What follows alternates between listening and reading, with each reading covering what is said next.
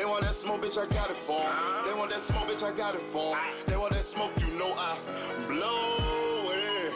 They call me Sunny Monster for a reason. I'm really dripping, leave a nigga bleeding. I get to squeeze and leave a nigga. They want that smoke, bitch, I got it for 'em. They want that smoke, bitch, I got it for 'em. They want that smoke, you know I blow it. They call me Sunny Monster for a reason. I'm really dripping, leave a nigga bleeding. I get to squeeze and leave a nigga bleeding. Raw Molly got me all up in demon mode. Mouth moving like I done put clean in my nose. Trying to catch me up, I can leave with some hoes.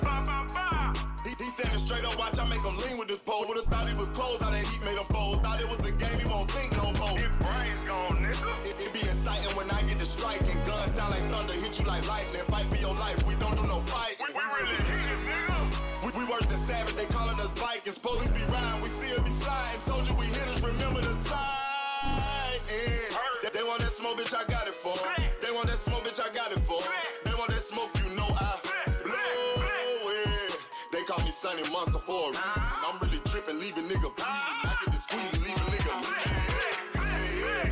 They want that smoke, bitch, I got it for 'em. They want that smoke, bitch, I got it for 'em. They want that smoke, you know I blow it. They call me Sunny Monster for a reason. I'm really dripping, leave a nigga bleeding. I get to squeeze and leave a nigga bleeding. Hop out and leave them holding like the Bible. AR-15, that's a high-power rifle. A in the army and assassinate rivals. Break that shit down, nigga. AK or anybody kill. Hop out, get the drilling and spilling. Stay on .62, gon' split 'em. FN, that's for any fuck nigga. You a plug, then I'm pulling up, nigga. You my lunch, eat these bullets for dinner. 5 cell, eat 'em up, eat 'em up. SK, smoke killer for show. Drum rounds and cripple ops, Draco. I got 'em all, you don't want no. They want that smoke, bitch, I got it for 'em. They want that smoke, bitch, I got it for 'em. They want that smoke, you know I blow it. They call me Sunny Monster for a reason. I'm really dripping, leave a nigga bleeding. I get this pussy, leave a nigga bleeding. They want that smoke, bitch, I got it for 'em. They want that smoke, bitch, I got it for 'em. They want that smoke, you know I blow it. They call me Sunny Monster for a reason. I'm really dripping, leave a nigga bleeding. I get the squeeze and leave a nigga bleeding.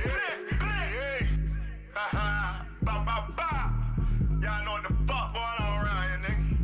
Y'all nigga keep talking about you want smoke. You can't catch me on social media, my nigga. I'm in the street with it, you dig what I'm saying? Nigga know they gotta kill me or die, nigga. Fuck you mean? What up, people? And we still living Peace and in the blessings. No, sir. You don't Peace and blessings to everybody out there. What's going on? Hold on, I got this shit fucked up. Whatever I fuck up, talk about bitch, nigga. Y'all know what the fuck going on, bitch. Alright, now I got it right. Who on smoke, nigga? Okay, I had to get that shit together. Peace and blessings to everybody, to the family in the building. Salute, salute, salute. I ain't have a chance to go live earlier. Had to handle some shit. But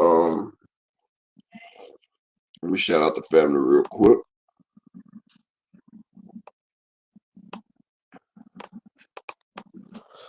Let's see.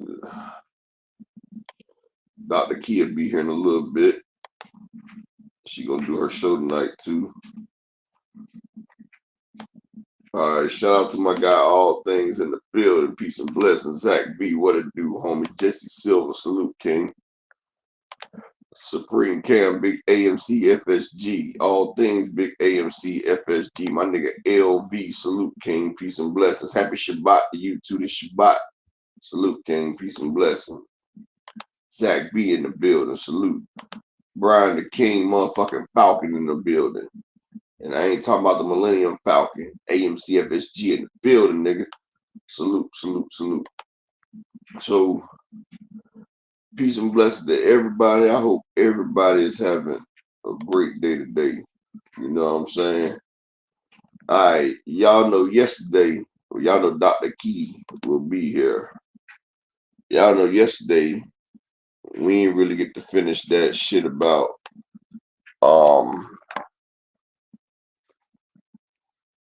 Clarissa Shields. And that shit right there is going to be crazy as hell because Clarissa, she fucking with Remy Ma's man, right? And Remy Ma's used to hopping on niggas' ass and shit. But one motherfucker she can't hop on, she ain't hopping on Clarissa. But it's crazy because Remy Ma cheated first. She cheated first. But, you know, it's always like that when somebody else do it. It's okay. They always get the person that, you know what I'm saying, like, hold on one second. And another thing, first off, since this is the sports channel, let me say this right here. Not her upcoming fight, but her movie. She got a movie coming out on Christmas. She got a movie coming out in Christmas, bro. But I just found out yesterday, breaking news. Arch Manning will be going to Ole Miss. He's taking Jackson Dart's space because Jackson Dart is now eligible for the NFL. Arch Manning, the one who was back up to Quinn Ewers, is going for Jackson Dart space. But, you know, it's something that I want to get at right here. It's time to do this because y'all know, shout out to my nigga Killer Cam. He's a messy motherfucker. And I told y'all he was waiting.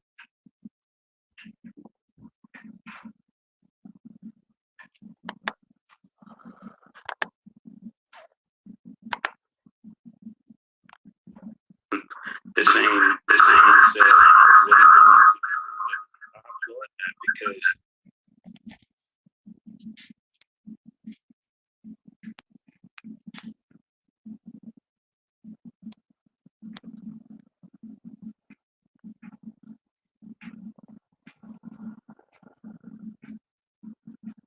Can y'all hear? Hold on. Hold on one second.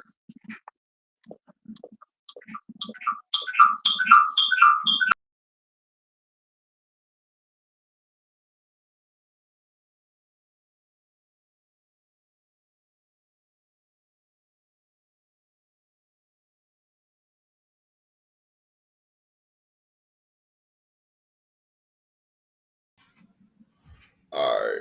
Now, let's get this shit going. I got it now.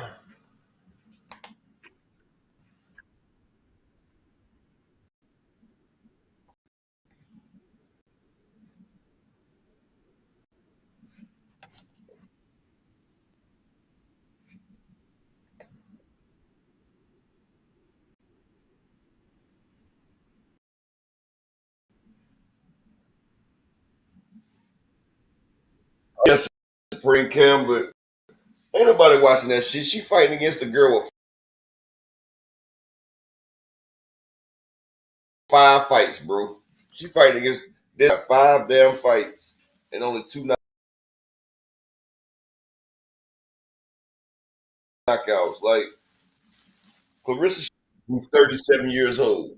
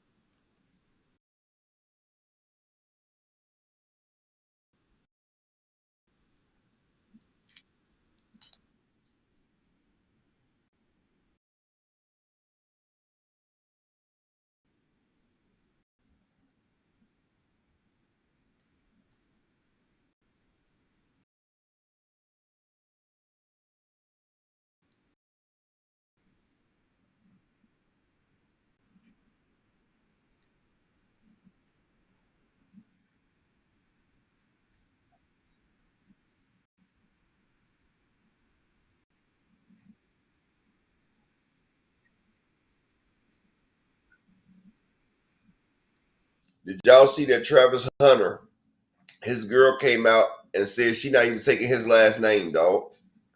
She's gonna be hyphenated. And like it's another video where he talking about I'm the man, and she looked at this man like, bruh, I'm gonna talk about it in a second.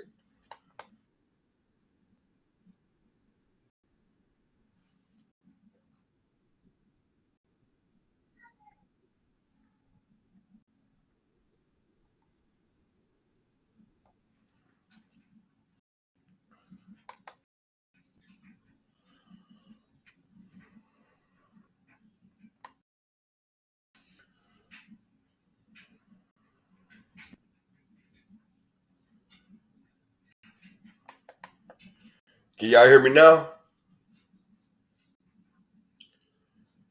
Can y'all hear me now?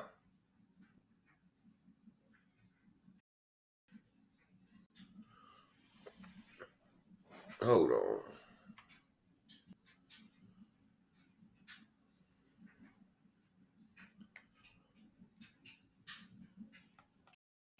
Press 1 if you can hear me.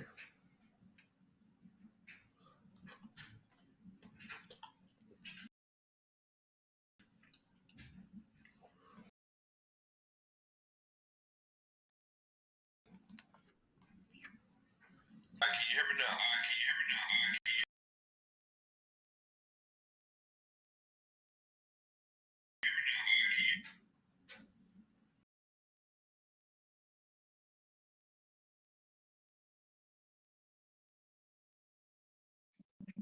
Can y'all hear me now? Oh, it's the video you can't hear. Okay, hold on.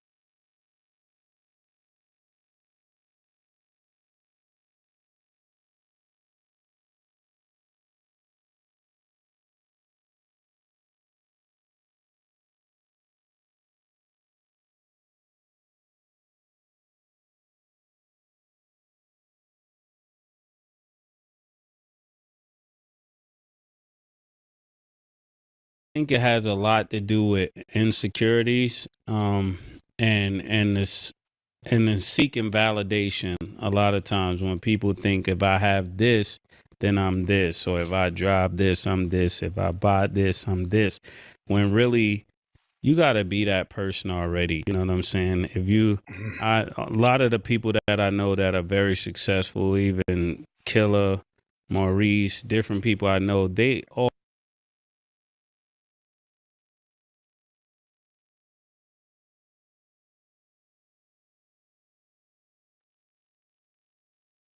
had that confidence when they were young. Like I remember growing up with Killer. He's not different today. He got the same confidence, the same mindset of what he believes he could do. And I applaud that, because when we look at generations today, it seems like people get the money and the money give them that kind of flair. But even like myself, I believe I'm better than niggas with no money. So if I get money, I feel like it's really a landslide. If I get 100 million, it'll look like 20 billion. But maybe that's just a Harlem thing. We don't lack confidence. Y'all do. Yeah. You can't. I'll keep my opinion to myself, man. That. I guess just a girl's perspective. I just feel like you'll never really know. In due time, you will know, because people show their true colors over time.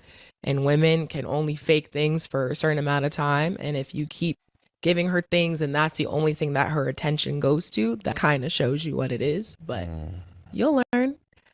And you don't want to be sorry. What if their money's limitless? Yeah, what Yeah, if then money never run out? Exactly. And if you keep giving her that, that's all she knows. She'll be a sugar baby her whole marriage. And that's all she knows. And she'll never change. And that's what she'll want. And she'll keep asking if you keep providing. But you'll never know she's fake.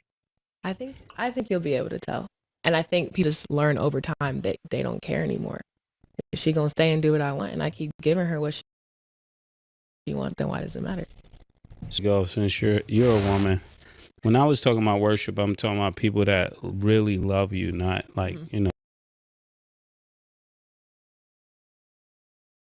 No, nothing weird. I But wasn't thinking that. if you're a woman, can you buy love?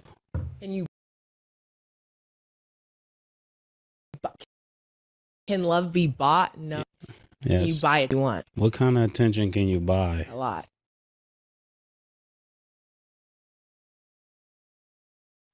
Depends what you want. Tell that That's to the why. fellas. Love, but you can buy somebody's attention. So what did buying attention look like? Because I never bought it. Buying Is it attention, like can be- smiles. it can be shown in different ways. A smile can be fake. Like what is it? A smile can be fake. What it look like when a dude is buying attention? Buying attention. Because you're gonna help guys out there with NIL deals and all kind of things that I are mean, buying attention. If I just feel like if somebody's around you only when the money come around, Travis you Hunter. gotta have that and, realization. and If you feel like you gotta put on a front, if you feel like you gotta go like this all the time, and that is not at anybody. Let me make that clear. Yeah. If you feel like you gotta do that all the time, and it's okay to be a flashy guy because you should be a flashy guy if you're a flashy guy, but they only come around when the money come around. You'll see it. And you'll feel prostitution. it's not even that anymore. That's just that's people's everyday lives nowadays. Everyday lives. Prostitution is legal in Vegas. Definitely legal in Vegas. Definitely. All I say is watch out because not everybody's intentions. No, are stat, but for real, give us some more ideas of what it looks like when he buying attention. When attention, I Yeah, mean, like give me an basically what they're example. getting at, right? Basically what they're getting at. So you got old girl. She messed with Travis Hunter. She just came out and said that they supposed to be getting married. She not taking his last name. She hyphenating it. Like they just doing it. She's just doing a lot of shit, and she just keep embarrassing this boy. And everybody said that he's really a good guy. Like he's really a good young dude that just doesn't know. But I'm just coming to show, like the other day, and she's in charge of his finances already because for his birthday, she bought him an F-150 with his money. You feel me?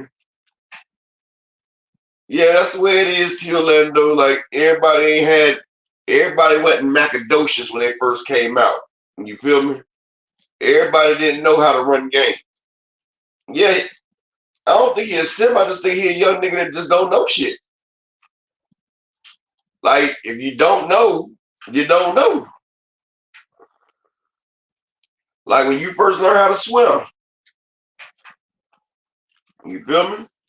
He a young, ugly ass nigga who finally got a girl. And he's in love. You gotta realize she snatched this boy up when he was in high school.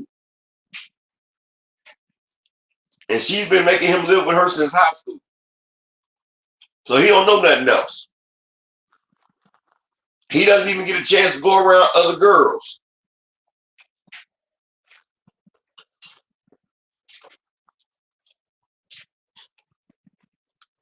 She might not be all that to UT Orlando, but to him, he figured he ain't gonna get nothing that look that good. Now, like I said, she called him in high school. You know that nigga ugly, dog. We're not gonna lie. I mean, T. Orlando, you don't look like him either, bro. She grabbed this nigga. She was in college. He was in high school. And to give salute, my guy. She grabbed that nigga up out of high school and has been having him live with her since.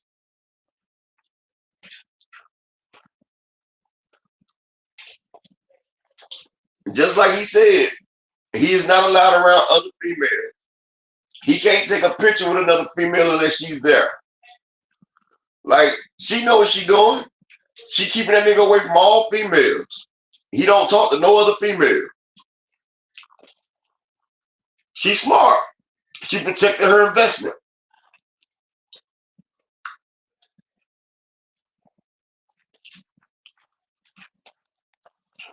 T. Orlando.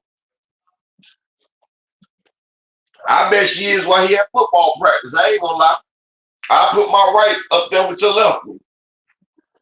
I bet doing football practice and all that shit, she be getting her shit off. JTM salute.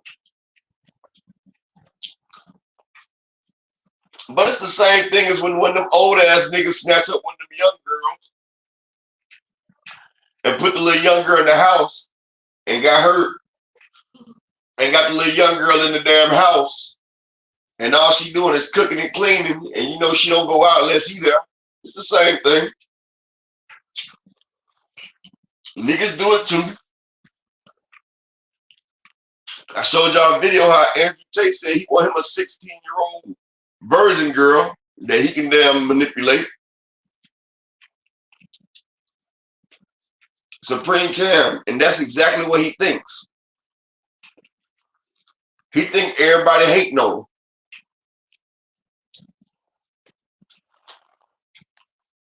He came out and told everybody he loved his woman.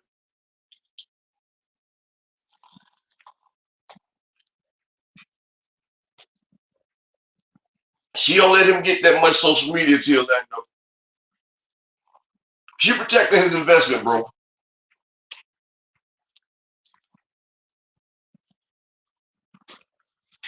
She is definitely protecting it.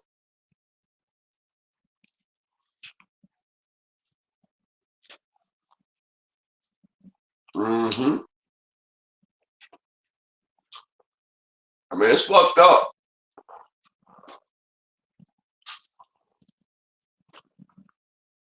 Exactly, Brandon King Falcon. Travis Hunter got hunted.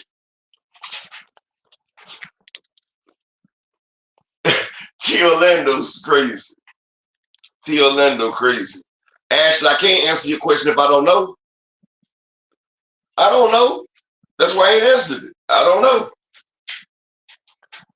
But like I said, it's the same thing these niggas do when they snatch up a little young girl and put her in the house and have a house thing. So you know, I don't know, Supreme Cam. I do not know where his mother is at. I said it 4 times. I don't know. I know she done snatched that nigga up since he was in high school, so I don't know where the fuck. I don't know if he even got a mom. He might have been foster care. I don't know. Damn right, T. Orlando. I never even thought about that. She probably did that, T. Orlando. I don't know. Because he ain't never mentioned his mom or nothing. You ain't never seen her at no video, at no football game or nothing. So I don't know. Does he have a mom? Now that you mention it, I've never even. Now that y'all mention it, I haven't seen any of his parents at his game. Ashley, now that y'all mention it, I haven't seen any of his family. I know he came to Colorado with Dion and them because he was at Jacksonville State, I thought. So he came to Colorado with Dion and them.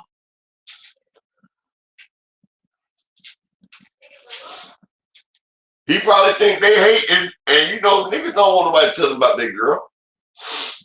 And you know, soon as practice over, y'all see the video that they just put out. She got mad because he took too long to get home from practice. She told the nigga he got 10 minutes after practice over to get back to them. Like this nigga got 10 minutes after practice is over.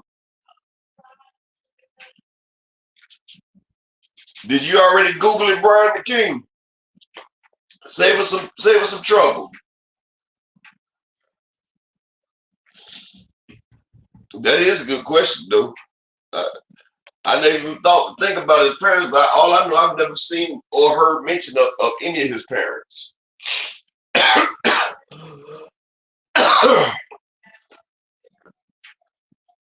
The only family I heard them mention was her. Actually, I'll pull it up.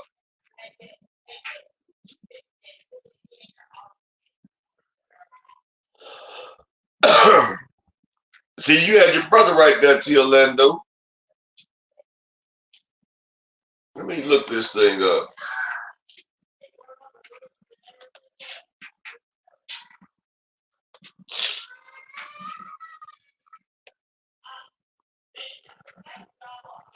We're gonna look this up together, y'all. That's true.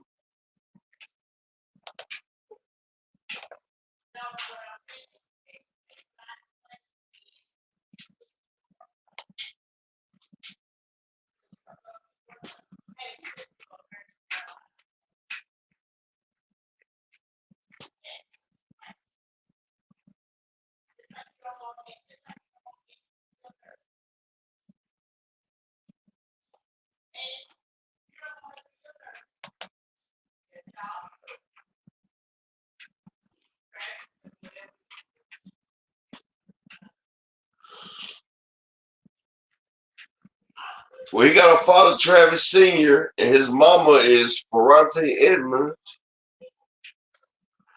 So hold up. Here we go.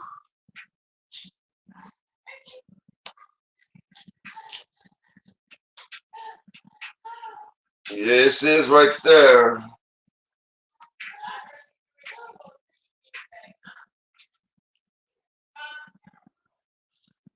Orlando crazy, man. And that's why he's so locked on this girl. See, I can't. Y'all see that? It's it. That's his mama, huh?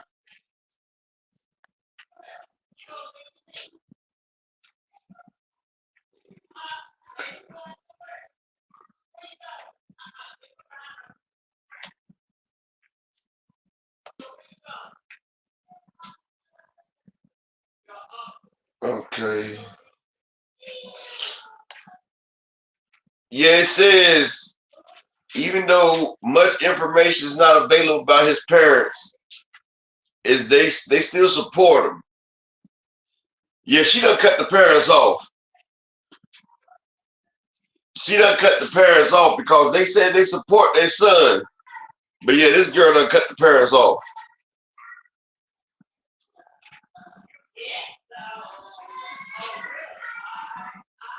Yeah.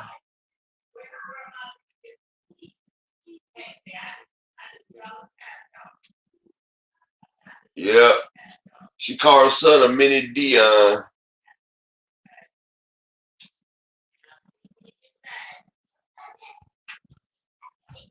Yeah, that's crazy.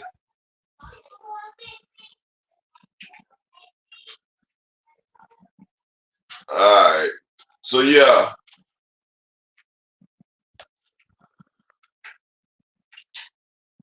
Anybody that let eye candy rule their life don't have a life. Well, you know, you can say that, Ashley. But I know some females that's done let some good wood ruin their life too.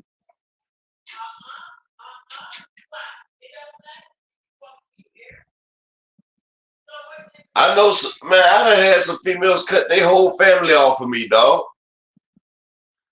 You know how she did it, Ashley. She put that ushy gushy on them. She put that oochie coochie la la la oochie coochie. You know. Orlando says she got him before the contracts too, so she gonna walk away with more money than him. Actually, no, though. You know what? You know what? Don't Orlando. That's why I'm glad now. I mean, Ashley, I've seen, man, look, you're not gonna make me change my mind. I've seen good niggas, dog. He's a good nigga. He's a good lame ass nigga.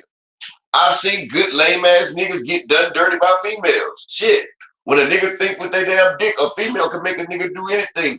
I've watched niggas that are motherfucking stockbrokers, motherfucking niggas that make hundreds of $1,000s a year, pay my prostitutes money just so they can get off. Yes, niggas are easy to play with. It's motherfuckers online paying OnlyFans girls $34 million. It's one girl that's online saying she's a virgin doing OnlyFans. She has a dude that donated $5 million fucking dollars. She makes over $4 million a fucking month. Niggas, Ashley, you talk about they still good people, they dumb. They're dumb.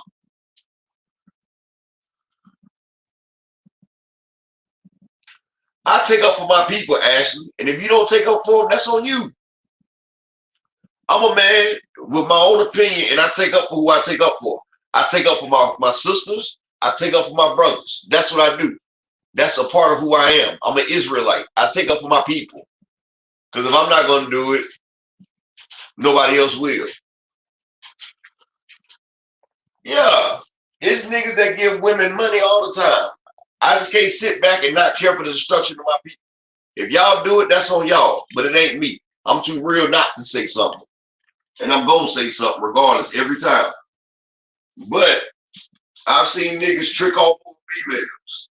Like sometimes a female got that motherfucking power. Niggas just can't handle themselves. There's motherfuckers that just don't know. Yeah, I've done had females, and Ashley said like that, I've done had the baddest of females. I done had the baddest of females do shit that motherfuckers be like, oh wow. Yeah. Sometimes you can just have a person get into your intellect. Ashley, you just must ain't never met the right one, or the right one didn't catch you, Ashley. But the right one would have had you doing shit that you probably would normally never done, Ashley. You just never came across the right one.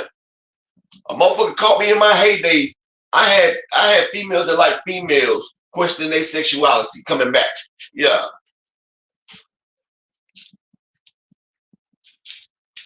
They still our people though, Ashley. I mean, that's your belief. My belief in the Israelite is different.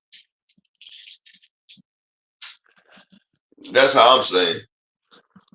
What I'm saying is some people just don't know. Some people just never been in that type of situation. Not everybody knows what a hood is. Not everybody been in the hood. Not everybody is street smart. It's a saying that motherfuckers can be book smart but have no common fucking sense. And with the way the motherfucking government has our people out here, keeping them indoctrinated in the school, then they don't have no fucking common sense outside there, especially when the parents ain't doing their roles. So there's a lot of people out here that's smart as hell, but dumb as fuck, common sense wise.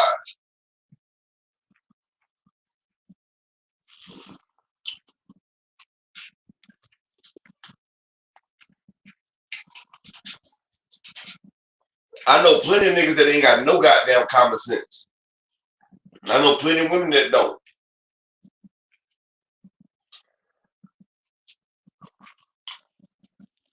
But we just lost as a people. We lost.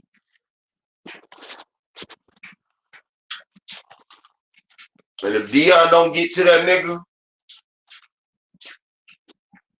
if Dion don't get to him, then it's a problem. But one good thing though, exactly, Teofimo. If I ever gave a woman some money, it's for her to get the hell out when I'm done.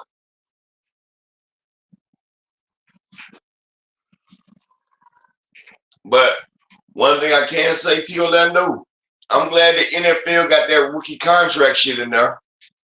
So even if she try to get a lot of money from him, it ain't so much she can get. Because you know rookies don't get but so much their first 4 years because of that rookie contract. So she either gonna take what she get off that rookie contract, or she'll have to wait till they restructure his deal. But I tell you one thing, yeah, she controlling him while he in college. But once he hit the fucking NFL, I don't give a fuck what nobody say. Once she hit the NFL, she's gonna lose her reins over him. Because them niggas in the locker room, they gonna make sure that nigga, they ain't trying to hit shit he say. When he get in that damn locker room, it's going down. It's gonna be a whole different ball game. I think she's pregnant already. I don't know.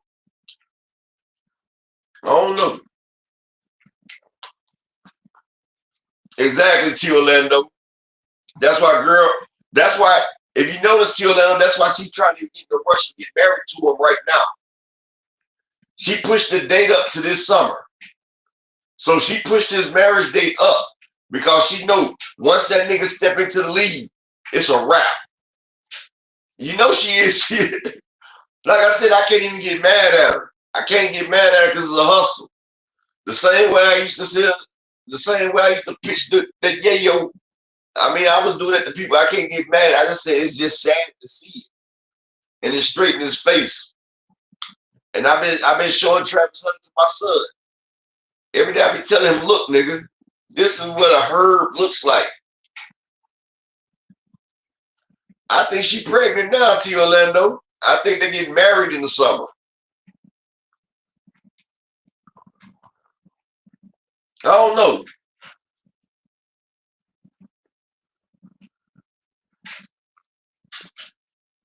Supreme Cam, y'all ask the craziest questions, right? Honestly, sit back and think, Supreme. How many niggas have you seen get played by a female and you be like, damn, why he ain't peak game? When a nigga got his nose wide open, he not trying to see it. He lying to himself. I done known females, they done heard all types of females say that they fucking their nigga and everything, dog. All types of women. But as long as she don't catch that nigga straight up, she will keep lying to herself. And niggas will keep lying to themselves. The human mind is a crazy thing. I'm going to give you an example.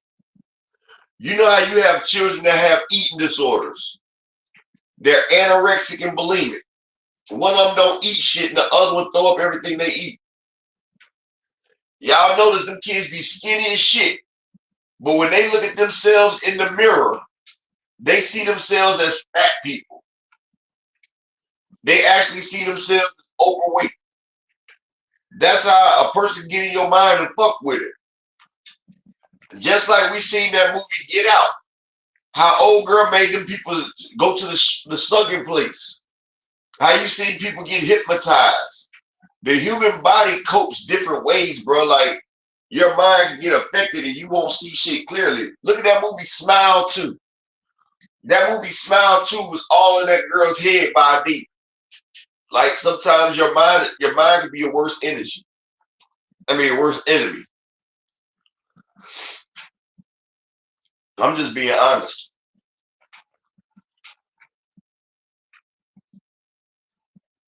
Salute to my guy Big Block. Yeah.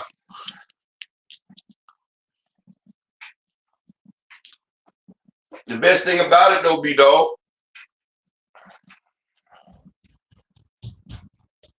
he won't be broke because see, she'll be getting the early money. See, she gonna miss out on the back half. Unless he gets hurt, she just gonna give her a little check. And once he realizes what she is, he had the rest of his career.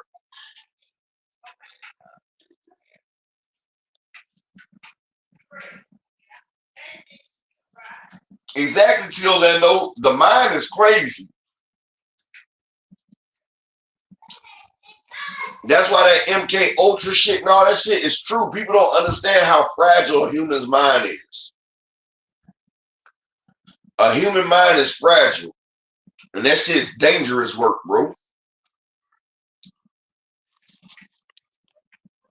Fucking up somebody mentally.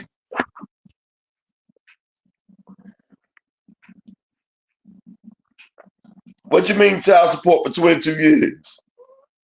18.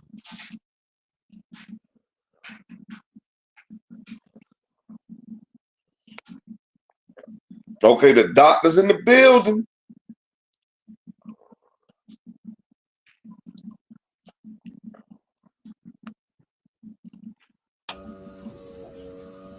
Hey everyone, I hope y'all had a good Dr. week. Love. I hope y'all had a good week. I'm sorry, I've been so busy, man. So busy this week. But I hope you I've been guys, holding it down, Dr. Love. I've been holding it down. Lord, I hope you haven't been doing nothing crazy.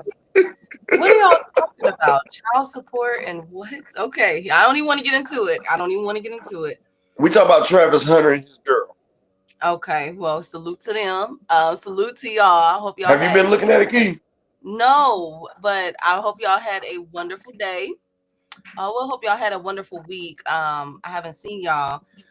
Salute. I'm dedicating my portion of the show today. Whatever to Orlando. I'm dedicating my portion of the show today to Russell Wilson. Getting that contract extension. He is now the fifth most regular season. He has now the fifth most regular season wins in history by a quarterback in his Really? in his first 13 seasons. The only other people that have more than him is Peyton Manning, Brett Favre, trifling self, Tom Tom Brady, Brady. and Big Ben. So that is great company. Congratulations to What Russell Brett do, Keith? Wilson, huh? What Brett do? He stole all the money from all them black and brown folks in Mississippi. Oh, you talking about that Ponzi scheme he had? Yeah. I don't like Brett Favre for that. I don't deal with him. I do not. And that used to be one of my favorite. I stopped following that man and everything because once you start, Well, I stopped fucking with him when he did Sterling Sharp and them fucked up. Like he used to treat his black wide receivers like expendable slaves out there in Green Bay. He used to set his receivers up to get fucked up, Keith. On purpose. So I didn't deal with him after that. I said, yeah, no, sir, no, thank you. After that scheme and everything came out. Did he pay him back? I'm not sure. I need to follow the case, but I know he didn't get any jail time, and I was very upset with that because he should have got jail time. All of them involved. All that money Brett got. All that damn money he got from movies and damn football and shit. That lets you know either they get more greedier or how much money do they actually really have liquid. There's a difference from a network to liquid assets. Oh yeah. Just like you got that contract, you got the signing bonus, and then you got the rest of the contract that they can just cut away if they get rid of you and shit. Yeah. Absolutely. That's how they did Kanye. Because you remember they said Kanye was worth over $1 billion, right? But then after all that shit came out, and people took away this and took away that, Kanye net worth was under 100 million. Remember? No, it's not under 100 million. He still got at least like 600. No, I'm talking about after all that shit happened. No, if you look it up now, he's back at like 600. I knew. Yeah, I'm talking about now. I'm talking about after it first happened. Yeah, after that shit first. No, he done got about 300-400 million back. I'm talking about after it first happened. Kanye went from a billionaire to under 100 million. He lost so much stuff, and I'm like, how the hell? And then I realized they didn't give it to him yet. They was just projecting it onto his shit. Like I don't know how that shit worked like that, but I was like, just said one thing about the pin hats, and he done lost all that fucking money. It's crazy. Absolutely. But he was getting it back though. He got it back. He ain't got it all back, but Kanye working out here now. Salute to everyone. Salute to Mr. Pride, the beautiful Ashley's Corner. Make sure y'all subscribe to my girl, Supreme Cam, Brian, the king of the chat, B Dog, Marcus, darling is in the building. Andy Gill, salute T Orlando, Malik, Devontae. I missed y'all so much. Fresh Baker, all things. My right hand is in the building. Cash Crypto. I haven't seen Cash. I hope Cash is okay. I haven't seen him in a while. He didn't know what you said so. Yeah, I hope my boy is okay. He probably in a cut listening though. I don't see my boy JA or Big Supreme. He's coming a little late. I ain't seen Big Supreme in a little minute either. Okay, so I can't wait to see them. My boy, get all the team in here getting cussed out because y'all gonna definitely cuss me out. I know Supreme Cam them and Brian gonna pull the trigger. I know you gonna pull the trigger. Now let's get to the housekeeping, if y'all don't mind. Adidas froze his accounts, yeah, but it's unfrozen now. He like a trillionaire in Backwood, Mississippi, right, Mr. Pride? He talking about Brett. Yeah. I had to restart my computer key, so if you need me to pull anything up, it's gonna take about 10 minutes. I don't know why this shit keep doing this. Okay. I don't know, T Orlando. I tried to hit him up or something. I don't know what's wrong for now. So let's get this started. So housekeeping. Where you do don't I know want nothing about Fernando. Hey, Skills. Salute, Skills. So let's get this started, y'all. So Klitschko, we've been talking about him for the past couple weeks, or at least this past week, heavy. But he's returning to face Lawrence Okule, who just had a fight with a Oakley? first round knockout. Yes. So this is going to be a heavyweight fight and is going to be headlining in March. I told you guys that they were going to have Which Klitschko? January, February, and March was going to be deep. Key. The Vladimir Vitaly or Vladimir? I think it's Vitaly. Oh, the younger one. The one that fought AJ in Wembley. No. I think. Hold on. Here, I'm gonna send you a screenshot. I always get them two mixed up. Let me send you because I don't know the difference in their looks either. Is it the one that fought AJ in Wembley, or is it the one that only has 2 losses on his record? Look on your phone, the picture. I always get them mixed up. That's false news. Is it false? I hope it's false. But hey, Rick, good to see you, King. Hey, James. That look like Vitaly right there. I think that's Vitaly. That's what I said. That's not Vladimir. Andy, that's Vitaly. That's Vitaly right there. Okay, it's Vitaly then. Vitaly is making his return. I'm sorry, that I know that seems so racist. Like all y'all look like, like I did not mean it that way. It's just some of these fighters looking alike and they brothers, you know what I'm saying? So no disrespect, I promise. But that was Vladimir. Well, my bad. I got it messed up. Vladimir is the one that fought. Okay, Vitaly's the older one. Okay, that's Vladimir then. I had them confused. I thought Vitaly was the young one. I thought Vladimir was the one that retired first. Okay, so I had them mixed up. So that's even more racist than Keith. So Vladimir is the one that fought AJ. Well, that's who that is. Well, that's Vladimir then, people. My bad. So our bad. That's both of our bad. Salute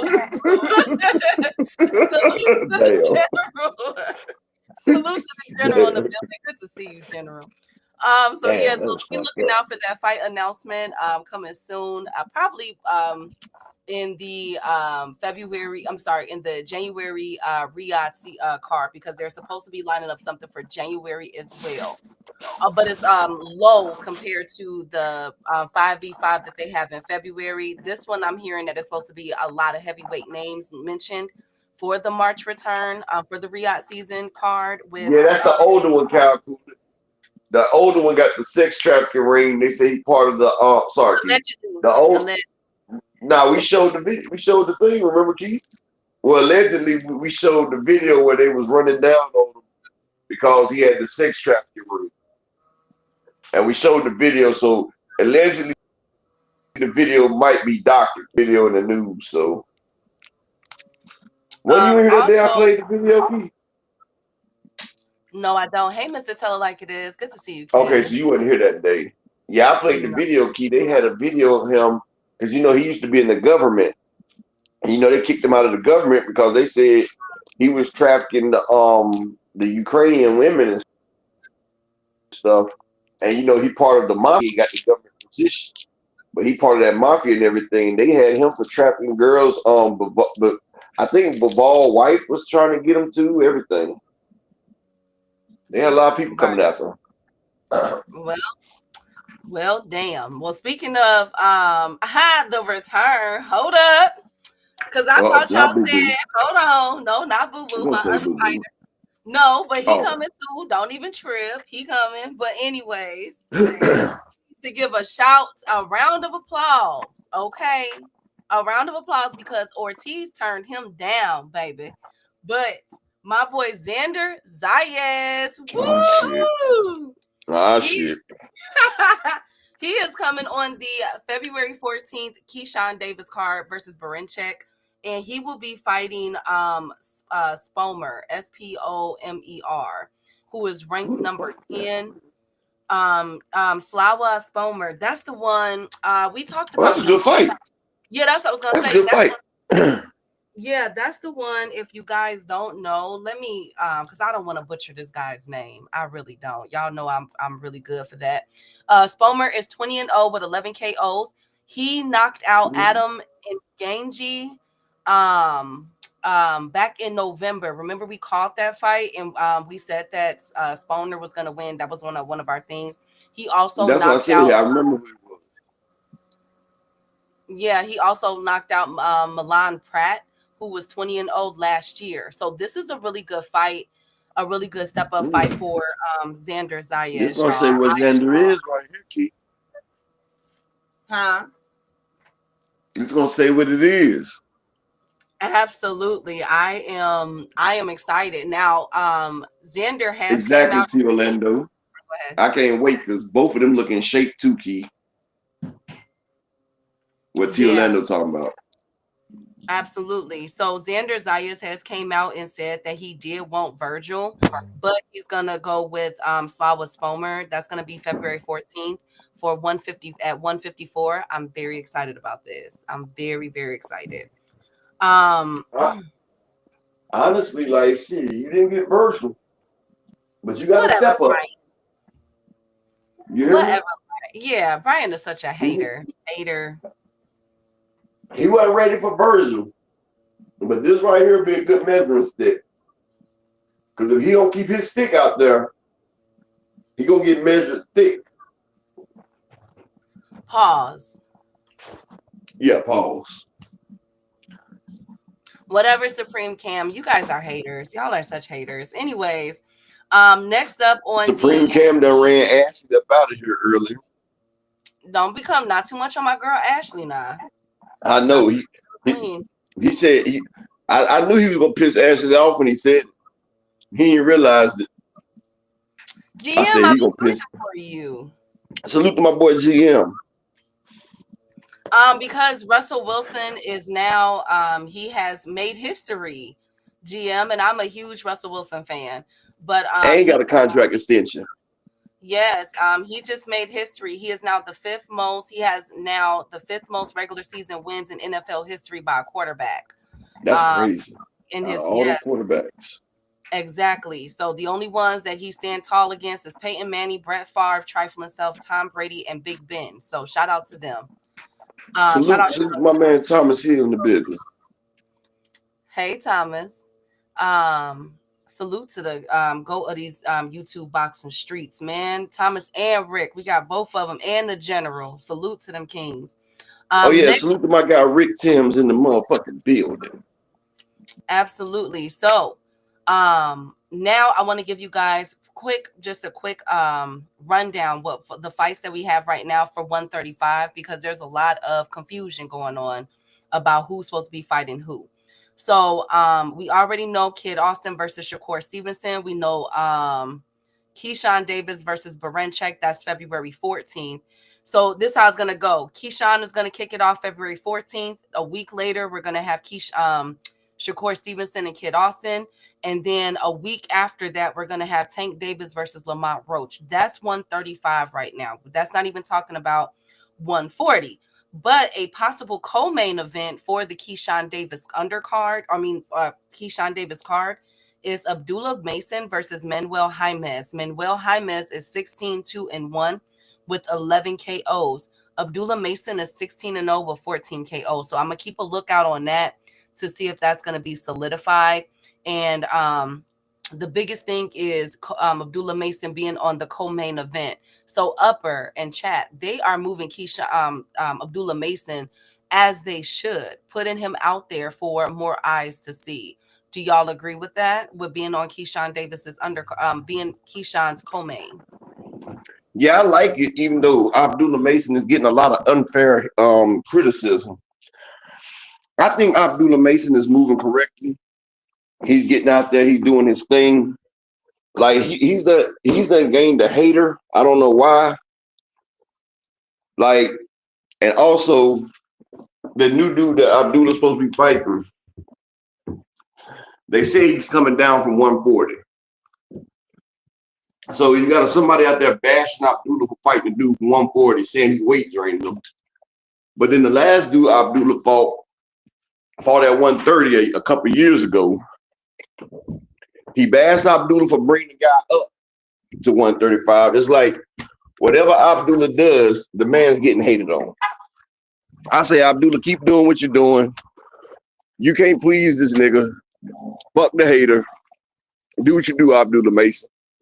This man right here thinks Kid Austin is a great fighter. So what he say really don't matter. Go ahead, Key. Like this nigga been giving Abdullah Mason so much damn hate. I'm like, damn. Absolutely. He said, I really like the kid. Yeah, I do too, Supreme Cam. Abdullah Mason is a problem. We've been saying that over here. But on to the next one. So shout out. I'm hoping that they keep that though, that Abdullah Mason do become the co-main event for that fight. He needs those set of eyes on him. At the end of the day, we cannot take away the fact that Abdullah Mason is an exciting fighter. Okay. Could you imagine Abdullah Mason on that card right there? And then, I showed the video from KO. Phenomenal salute, King. Peace and blessing. Yeah, you already know, GM. You already know, a Chicago person. Not like Key, though. Not everybody is like Key from Chicago. But what is y'all supposed to wait a minute? What I missed? What? It's a lot of haters in Chicago. I'm just saying you not like it. A lie. Oh my goodness. We said you one of the good ones, Ski. Oh my God. Y'all you see, I ain't even have to say it. GM brought it up. GM brought it up. Y'all been going in on Chicago. I haven't even been here to defend us. Okay. But what I was gonna say is, they confirming after the Lamont Roach fight in March, after Keyshawn's fight in February, we supposed to be getting a Davis versus Davis for a unification if Keyshawn can handle his business. It'd be great if Abdullah Mason could get on that card, wouldn't it? Then he would get some eyes. Oh yeah, because Bob Arum is taking a liking to that man, and he's putting a lot of stock in Abdullah. I say he putting about as much stock as he putting in Keyshawn. So Bob Arum can see that as a one to get both of his eyes out there, because even like I said, even if you lose Tank Davis, that builds your stock. Keyshawn fight Tank Davis, he's gonna have money and he's gonna have a little worth, a little value. Every time you fight Tank, you get bigger offers. People want to use your measuring sticks. Put Abdullah Mason on that card, Top Rank get the publicity for 2 fighters. I like that. Absolutely. I got you, Queen. Hey, Phenomenal Show. Hey, Mr. Altruistic. No, Ashley, I was joking. I said he done pissed you off. That's what I said. And I said that so Key could say what she had to say, Ashley. I said don't not too much on the Queen now. Now I was trying to have Key admonish him for you, Ashley. No, I'm not gonna do. I don't even know what y'all was going back and forth about, and it don't even matter. It sounds like it was friendly banter. Key, you know how you do for the Queens, Key. I was letting you just represent for the Queen. Let's see. Rick. Now look, Rick. I'm not sure about the Shakur one. I'm gonna stand on that one. I'm not sure, but we also got to see what Shakur don't want it, Rick. Shakur went to Eddie. Shakur don't want that damn fight. He had a chance to make it first. We also have to see what I know, Supreme Cam. I just had to tell Key on you. Y'all always telling Key on me, so I had to tell Key on you, Supreme Cam. That's all. And I also want to say it's looking like they're trying to put Muratalla into the running for the IBF with Lomachenko. Loma's name still is not being mentioned. Oh, so now Loma want to bring his ass back now. Now that the Tank fight. We don't know. Oh, okay. Don't know. That's the whispers that I'm hearing, that they're trying to get him into that. You know what I'm saying? Into that mix, Muratalla. So I'm going to keep my eye on that. Y'all already know. I'm going to keep my eye on that for you guys. Muratalla is currently ranked number 4. Keyshawn Davis, we know he's going the WBO route. And Zaire Abduliev, maybe Muratalla and Zaire going to have to get it on for the IBF. We'll see. I know exactly. Y'all, I missed y'all. Hey, Phenomenal. Good to see you, King. I don't know if I said anything to you. PBC gave him a chance and he ran. Well, looking like a lot of them. Speaking of ran, y'all not too much on my boy Not Upper. It was confirmed that my boy Nick Ball is going to be coming back defending his WBA title against TJ Haney. Now, TJ Haney got put hands and feet on. So You people talking about are TJ Doheny? Oh man, I thought Nick was about to fight somebody serious. now people are calling this a cherry pick. This ain't no cherry pick, okay? Nick Ball is one of the ones y'all know. This is cherry pie. Oh, No, come Nick Ball on. getting some cherry pie. It is not. This is a good fight now. Now, Exactly, Ashley. If Lomachenko come back to fight motherfucking Muratalla, man, I got so much. I'm a wipe my ass paws with Loma ass, man. Whatever. Phenomenal. Y'all some haters. Now, Nick Ball is scheduled to fight March 15th against TJ Doheny.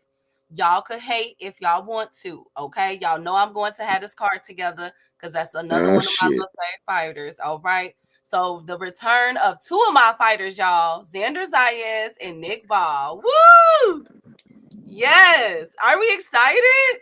No? That's like I'm excited about the Xander Zayas fight. That's a good fight, but I ain't excited about this cherry apple Dutch pie. Whatever. Y'all some haters. Y'all some haters. Be happy. Oh, he is. Nick Ball going headbutt TJ Doheny and then oh my God. Nick Ball does not fight dirty. He is small. So it looked like he fighting dirty, but he just fight. He out there fighting for his life, Upper. Boy, he is out there fighting for his life. How do you feel about how do you feel about Haney the Nightmare versus Frank the Flinch Martin? Damn, you gonna do Frank like that? You gonna do Frank like that, Mr. Pride? Damn. Oh my God. Here she goes talking about Nick Ball. Whatever, Supreme King. Y'all some haters. Bank salute, King. Good to see you. Y'all some haters. Damn, So, what? Why is it Frank the Flinch Martin? Tank make everybody flinch. When you start getting hit with that damn hammer, you flinch. yeah, every person that's a hard hitter in boxing, they do be having them their opponents flinching. Remember how what's his name flinched with Deontay Wilder? What was his name? Dominique Brazil. Yeah, remember? He flinched and still got motherfucking stretched. He got that nigga flinched and then he got sexy red. And people like, what is a sexy red? Stretched. He was stretched. Oh my God, it was horrible. Hey Marcus, he said the boy dirty. He not. Y'all so bogus. Y'all bogus. Nick Ball is not a dirty fighter, okay? He won't flinch from Devin. No, not too much on Devin, but since y'all bringing up Devin and I brought up Wilder, remember the infamous referee for the Wilder and Usyk fight, Upper? What was his name? Let me pull it up. Because I have it, because he's retiring. And you talking about the Wilder and Fury? You talking about the Wilder and Fury fight? Yes. I got his name, but he's retiring, you guys, and he's getting hell. Oh my! He got his paycheck. He got his paycheck. He saved Tyson. They are saying good riddance to this man because of what he did in that Fury and Usyk fight. Now the WB, is it the WBC? They have, said there, thank you for your years of service and dedication. But underneath that post, Upper in chat, they is killing that man. They calling him cheats and everything else. So, well, that's not the only fights he cheated in, man. That man has a long history of cheating since the 80s. Jack Reese, thank you, B-Dog. Chat is just undefeated. Yeah, Jack Reese been cheating since the 80s. Yes, they are pissed. So they're like, good riddance to that man. Like, good riddance to him. I feel so bad. Oh, Lord. I'm like, dang, at least call him a child of God and then insult him. They are just cussing this man out. They feel as though that is the reason why Deontay Wilder lost the first Fury fight, was because of Jack Reese. Now, speaking of Devin Haney, last housekeeping of the day.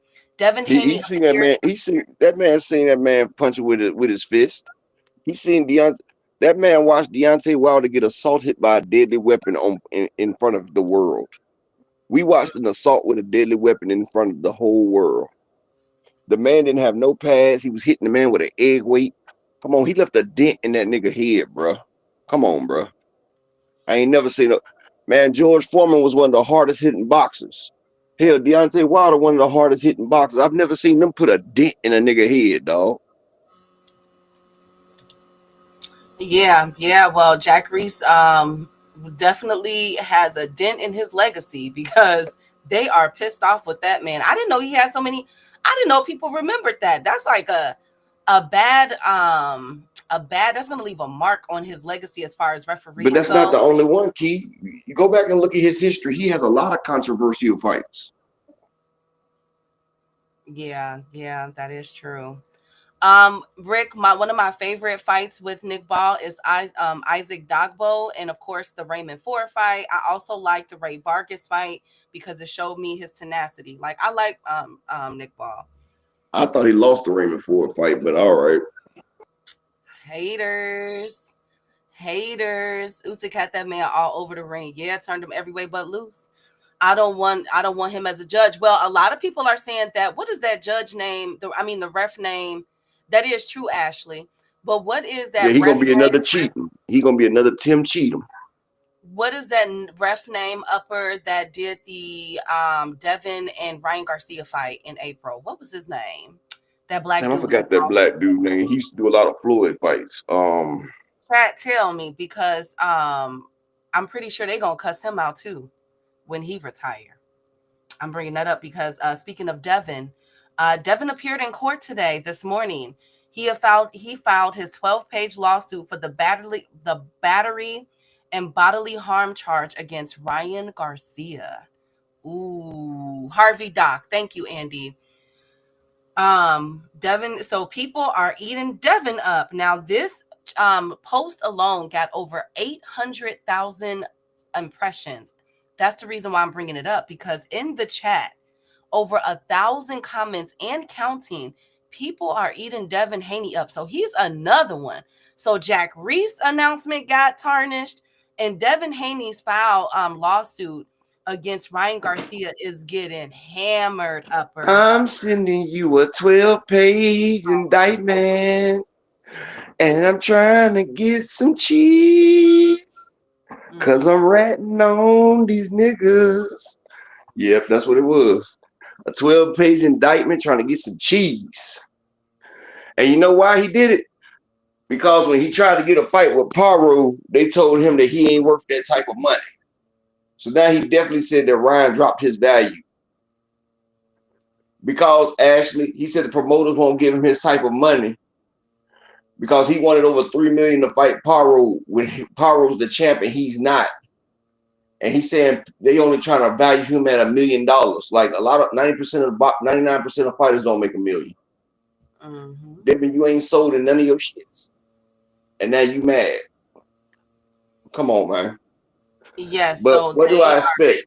What I expect from a nigga like Devin and Bill with his Caucasian other? He said he didn't go to court today. Well, that file has been filed. So either he didn't, but his team did. So the battery and bodily harm is and TMZ ain't over. I got this from TMZ. Okay. TMZ. Actually, I'm gonna clarify that up. Devin Haney himself did not go to court today, but he sent his lawyer in his stead. And anybody that's ever been through legal representation know that your lawyer can go in your place, and that's what Devin Haney did. So absolutely. So that means, to be honest with y'all, that means from when it was first discussed back in August or so, his lawyers and Oscar De La Hoya's legal team could not come to a mediation. Okay, they couldn't do anything behind closed doors. So unfortunately, it's going to go public, and this is all going to be public records. So that's a whole nother can of worms, unfortunately. But I will not report on. I'm not ever going to say TMZ is not credible, because TMZ be having all the tea. Okay. Yeah. Can I say one thing though? Go ahead. Suing a man for battery in a boxing is like suing your track coach for pulling a hamstring by running. Like, this is the type of shit that's expected in sports. Like, of course you got battered. That's what boxing is. Somebody gets beat up. But I thought battery is what you do to a female when you beat on your significant other. Like, how could two people fight and be an assault or a battery when you engaged? And if I remember correctly, Devin threw the first jab. So he struck first, actually. And T. Orlando, it wasn't a fucking man bag. It was a fucking purse, brother. Okay. Oh my God. Now the thing is, the reason why he's suing for the a battery is because of the PED that was in his system. Whether, regardless of how it got there, whatever you guys want to say how it got there, at the end of the day, he did test positive for it on the actual test and the retest. And so they're trying to say that this was a contractual ish, like that he violated their contractual agreement to have a clean a fight, basically. And because of that, and the injuries, I guess, that Devin sustained in the ring, even though he's not trying to say he did, we all saw that jaw. And we all saw that pride and ego. Okay, we can't deny that we didn't see that.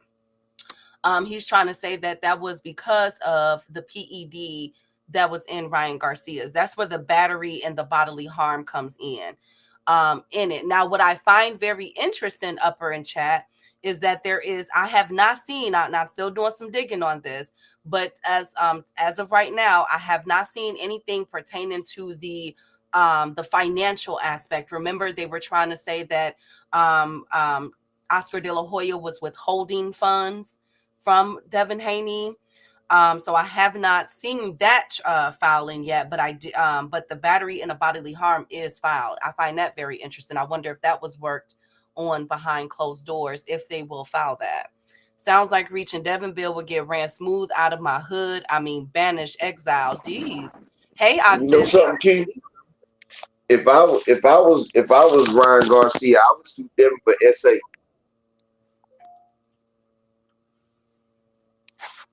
Upper, what You hear me? Why, Hey, Upper? because Devin dropped down to his knees and was trying to get that man face on public TV. Upper echelon. It was a fight. He fell, Upper. Oh my God. It looked like he was trying to serve that man to stop the ass whipping. Because I remember on Minister Society, the nigga offered some cheeseburgers, and the nigga said, I don't want these cheeseburgers. And then the dude said, I'll do something else. And so Devin was telling Ryan, look, man, can you stop beating on me? And Ryan said, no. He was like, look, I ain't got no cheeseburgers, but I got this. And that's when Ryan was like, whoa, whoa, whoa. And the ref was like, yeah, you can't do that on TV. Oh my God. Oh my God. I sue for SA. Oh my Attempted God. SA.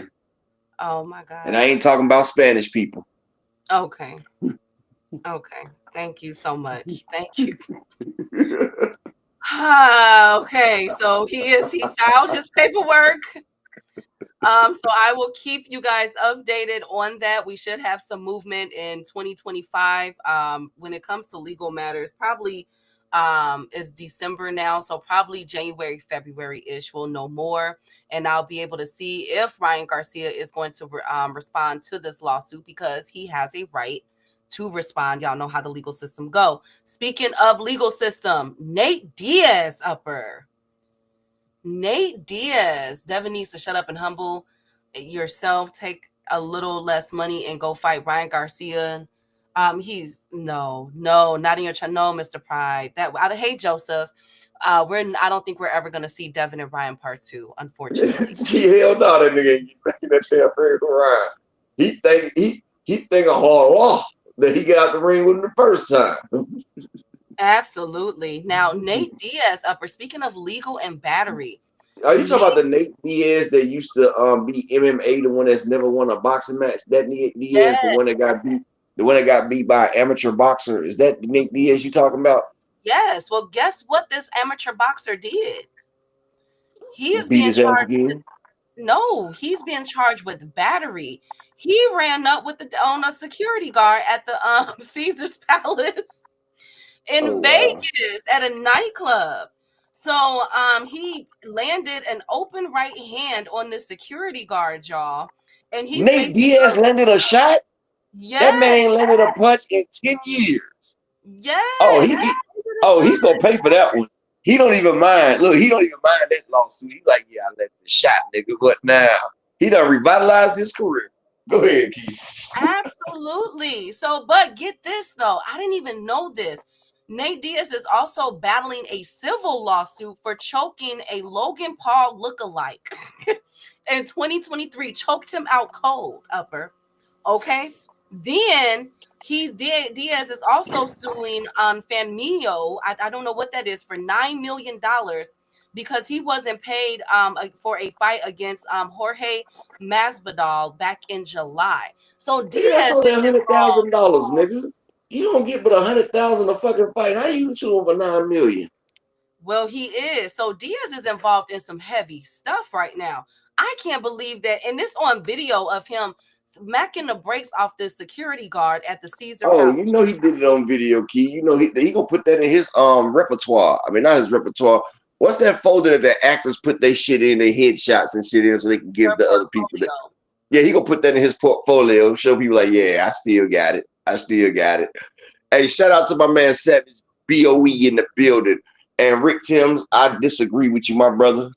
Devin can stand in his normal situation and jab and everything, but he still cannot beat Ryan Garcia. They seen that in that sparring. They seen it the last time they fought in the amateurs, and we definitely seen it in place. Devin Haney was good against Ryan Garcia because they had 16 ounces in headgear on, Rick. Ryan Garcia is more faster, more elusive, and he can come across. Devin can sit there and jab, and Ryan can come over top of it, Rick. And like I said, the only reason Devin won 3 of the amateur fights is because they was having protected sex, brother. In a way, like boxing in the amateurs and hold on, Key. Boxing in the amateurs and sparring is like having protected sex, Mr. Rick Timms. When you get to the pros, it's like you going in raw because you ain't got no headgear and you ain't got 16-ounce gloves to save you. So when a nigga hits you with that thigh yow, then you get hit with that thigh yow, and the penicillin shot ain't gonna wake your ass back up. I'm just being honest. And he got hit with that thigh yow. Nigga hit him with the 1100 in the ring. That's that raw dog action. Thank you, Upper. Thank you so much. You're welcome, best friend. Good to see you, Jesse.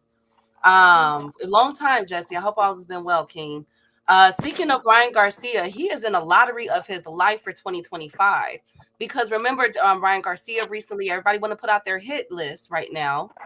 So Ryan Garcia is on a few people's lottery tickets, including Tank Davis and Jake Paul. But get this, Oscar De La Hoya has his eyes set on Teofimo Lopez because he says it make all the sense, meaning CENTS, not sense, SENES, SE, for if they want to make the dollars. So Oscar is basically pushing for Ryan and Teo fight instead of Ryan going after the hit list that he currently wants, which is Jake Paul, Tank Davis, and it was somebody else.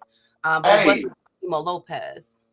You know Ryan Garcia's fight with that dude that beat on Pacquiao, right? Mm-hmm. You know that's a pay-per-view fight. I thought it was an exhibition. It's an exhibition and a pay-per-view, but it's not sanctioned. Well, Oscar De La Hoya is on board with it now. They done penciled him in the money situation. Now Oscar happy. He wants the fight to go down now. But I would like to see Ryan versus Teo. I think that'd be a big fight right there. It'd be Ryan would been done fought all of the 4 kings. Be the only fighter that did that. Fight all of the 4 kings right there. So him versus Teo would be a hell of a fight. But if Teofimo fights Bruce Ennis, then it's a wrap. Like I don't know why. Go ahead. I still don't understand why Teo want to sacrifice himself to Jerron Bruce Ennis when he has a Ryan Garcia or Tank Davis fight that could possibly land him 10 figures on one and probably close to 10 on the other one. But fighting Jerron Ennis, they gonna get him with like 2-3 million. I don't understand it. Absolutely. And Rick, I'm glad, and Skills from New Orleans, I'm glad you guys, and Upper, I'm glad you guys brought up Boots and Teo and talking about the racist stuff, because after this was said by Oscar De La Hoya, you know about the Teo and Boots whole fight and everything, and it went out the door just as quickly as it came in. Teo has doubled down, recently did an interview probably about 48 hours ago, 2 days ago, saying that calling out Boots Ennis and calling him a monkey and saying that he has a banana for him.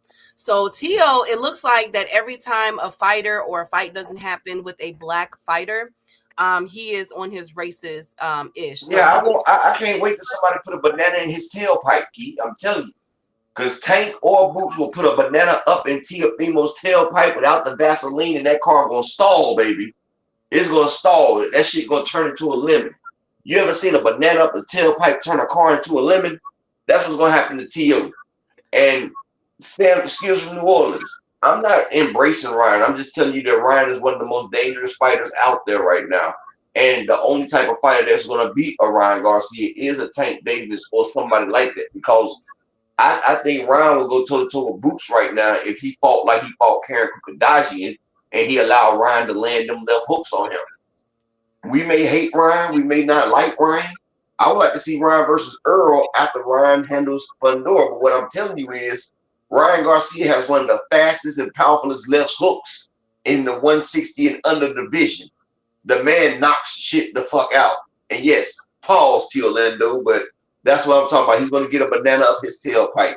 Pause. And the car is going to pause and it's going to stall. So people And are. then, Go ahead. no, go ahead. I said that's it. So people are with Tio with his with the video that he posted about Boots Ennis, are calling for any black fighter right now to put hands and feet on Tio. So people are thinking that this is a marketing ploy for him to get the fights. Now we do know because Eddie Hearn did come out and do an interview and he said that Bob Arum did send an offer to Boots Ennis for the fight, but Boots wants to focus on unifying first. And if he can't get the unifications in 2025, he will fight Teofimo in a heartbeat. So hopefully Tio can survive until Tank or Boots gets a hold of him because I want to see him get knocked out. But this is a good marketing ploy. He got a base revved up, wanting to see him go down, and he's now being labeled as the bad guy. He has that image. Ryan Garcia, he started with that image in the summertime and then quickly let it go. And he hasn't been on that since then. But Teofimo Lopez said, hold on, pass the baton. I'm finna take this all the way. And Teo has been on a racist tirade for the past 3-4 weeks now. Eddie a Snake, Busy is looking like it. Not speaking of his peers and other prominent boxers that can take a stand. Absolutely, Skills. I see what you're saying. I definitely see. Hey, Slogan, good to see you, King. Where my boy A1 at? Shout out to my guy Slogan One in the building. A1 was just here yesterday. Oh, okay. Now, speaking of Boots Ennis upper, and this is the last housekeeping. Boots Ennis is being called out for capping, okay, and Eddie Hearn. Because there was because it was confirmed by Charles Conwell in an interview earlier this week that they had sent him an offer for 154 fight. So people are saying, basically, what is Eddie doing with Boots' career? Is it a unification that he wants, or is he trying to pick and choose who he fights? And it's definitely not looking good for Boots Ennis right now as far as amongst his boxing fan peers. What say you guys? Me, honestly, it's okay when you got a Lomachenko or Usyk or a Baturgiev or somebody that's sitting there saying that they want to unify in their division. Boots told us from the get-go he wants to unify and wants to be undisputed at 147. Like, the man told us that. So trying to force that man to 154, I don't think is right. The man told you what he wants to do. It's like us as the fans, we saying fuck what the man wants to do, and nigga, you do what we want you to do. Like, he tried to make the fight with Brian Norman Jr. Eddie tried to make the fight. But it's amazing how Eddie is getting Conor Ben a fight with Mario Barrios for the WBC when Mario Barrios came out and said he would fight Jerron Ennis next.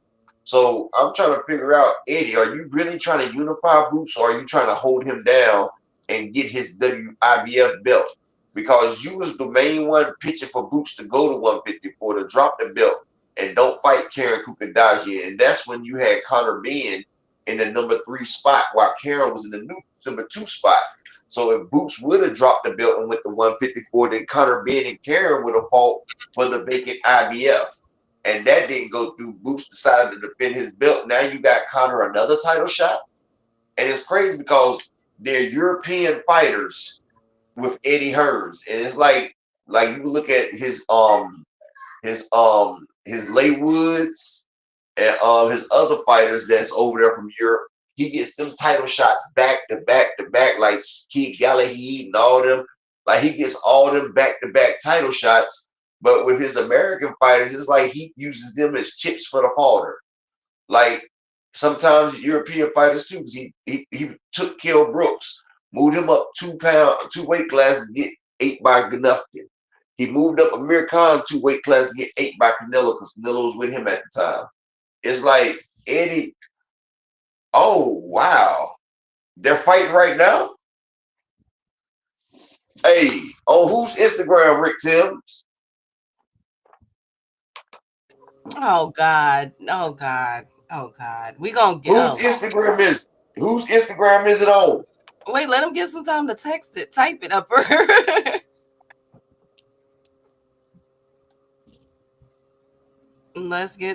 him type it. Okay, so let's go. So until he says that, let's continue on, you guys. Let's continue on. So yes, but the thing is though, Eddie has his eye on somebody else. Thank you, T. Orlando. Eddie, Fuck you, Rick Timms. That's crazy, Rick Timms. I had the shit up and ready and everything, man. I was about to have me and Key was about to have an exclusive go down here. You did that bullshit? Okay, so Eddie Hearn is petitioning for Andy Cruz to move up to number 3 in the WBC rankings at 135. So Matchroom got their eye on someone else to be moved up. Now, Andy Cruz in the WBC is number 6. Keyshawn Davis is number 3, but we know we're not getting that fight. So he's trying to put Andy Cruz in position to possibly get a shot at the belt next year in 2025. So I'm going to keep my eye on that for you guys. It hasn't happened yet, but do not be surprised if Andy Cruz begins to creep up that list, y'all. You know what's crazy, Key? Mm-hmm. So, say Keyshawn, and shout out to everybody. It's Shabbat today, man. Can I get 5 people to support the channel? Y'all know I ain't said that all day, but can I get 5 people to support the grind? We just need 5. That's all. It don't matter what you're seeing. Just hit the Cash App or the PayPal. 5 people show love and support to the channel, and I appreciate you. But Key, hey, T. Orlando, this is the first time I've had my shit up and ready for nothing, because if somebody else did that, I send her and bring in a replacement. You know, I bring a back end quarterback up. You know what I'm saying? We don't have no flags on the play. You feel me? Ain't no false starts right here, baby. Price boy salute. But that would be a hell of a fight if Keyshawn fought Tank Davis and got beat Key, and then him and Andy Cruz was to have their rematch. Do you know how many more sales that fight would have just because Keyshawn fought Tank Davis? Key, I think Keyshawn is one of the smartest young niggas out there, because I've been saying everybody that has fought Tank Davis have boosted their stock, their career, and the eyes on them viewing, especially if they had a good matchup, right? So if Keyshawn does fight Tank and he goes 9 rounds, maybe 10, I don't think he will, but if he does go, now I was never a big block slayer, T. Orlando. Now big girls need love too, and I've done had one before, and it was actually somewhat satisfying, more than I thought. But I got a wife. I haven't cheated on my wife since I had a child outside of our relationship. So, you know, I'm a faithful individual now. They got to hear about my child outside my relationship every time I think things are going good, and I think we're real happy. She has to throw that in my face. But, you know, I always got my wife on deck if I need to get down, though. But Keyshawn, like I said, is one of the smartest young guys out there, because if he loses the Tank, he still has his visualizations up. And him and Andy Cruz is still a big fight. So actually, Andy Cruz will benefit off that as well. You feel what I'm saying? Yeah, it was more satisfying than I thought, T. Orlando. You know, the confounds was more crowded than I thought it would be. It was like an intense hug. You feel me? It was an intense hug. You know, it was like going into a wet sauna when you thought you was about to go into a dry sauna. You know, but we have women in the chat. I don't want to get graphic with it, so I'm running out of euphemisms and metaphors. T. Orlando's funny. I'm gonna get there, Devontae. I'm trying to get through this. Okay, so anyways, you guys, I'm gonna keep an eye on that. They're ordering of Andy Cruz. Also, what I found very interesting upper in chat is that they propositioned a 135 tournament upper. And this is pretty good. I gotta say that the WBC convention that went on a few days ago has some really good ideas for what they want to do with 135 in the future if they can get it done. So Well, they bring Mark want Chamberlain back. the right, please, Lord Jesus. So this is what they want for the tournament. They want Maritala, Keyshawn Davis, Pitbull Cruz, and Tevin Farmer. Now, I know you guys are saying Pitbull Cruz is fighting at 140, but I told you guys last week or 2 weeks ago that Pitbull Cruz is trying to move back down to 135. He still won't tank. He still want that tank payday because he feel like, see, Pitbull Cruz was the last fighter to fight Tank that got under 6 figures. See, Pitbull Cruz only got 600,000 when he fought Tank. And then he seen that after he fought Tank, everybody else started getting the upwards of 7 and 8 figures. Pitbull say, hell nah, I got to get my get back. He said, I'm the only one that didn't get knocked out by him, but I got the least amount of money. He said, hell no. But he forgot. El Rayo done knocked him really out the Tank sweepstakes, I think. But who knows? Absolutely. And yes, Andy Cruz, they're trying to position him in the WBC for that Keyshawn, you know what I'm saying? Possibly. Well, if Keyshawn wins the title, that's over with. He needs to get in that one. But I see what they're doing with what's his name. But also who's trying to get in the mix with all of this talk is Blair the Flair. Blair asked Mauricio Suleiman. Hey, 147. Yes, he's 147, but he wants a shot at Mario Barrios. So Mario Barrios is officially a lottery ticket like Ryan Garcia in the 147 division. So that's Manny Pacquiao, Boots Ennis, and Blair the Flair, who all wants a shot at Mario Barrios and Connor Ben. But however, what about Stanionis? Why isn't nobody calling out Stanionis? Why Mario? Dang. Because they seen that Abel Ramos fight.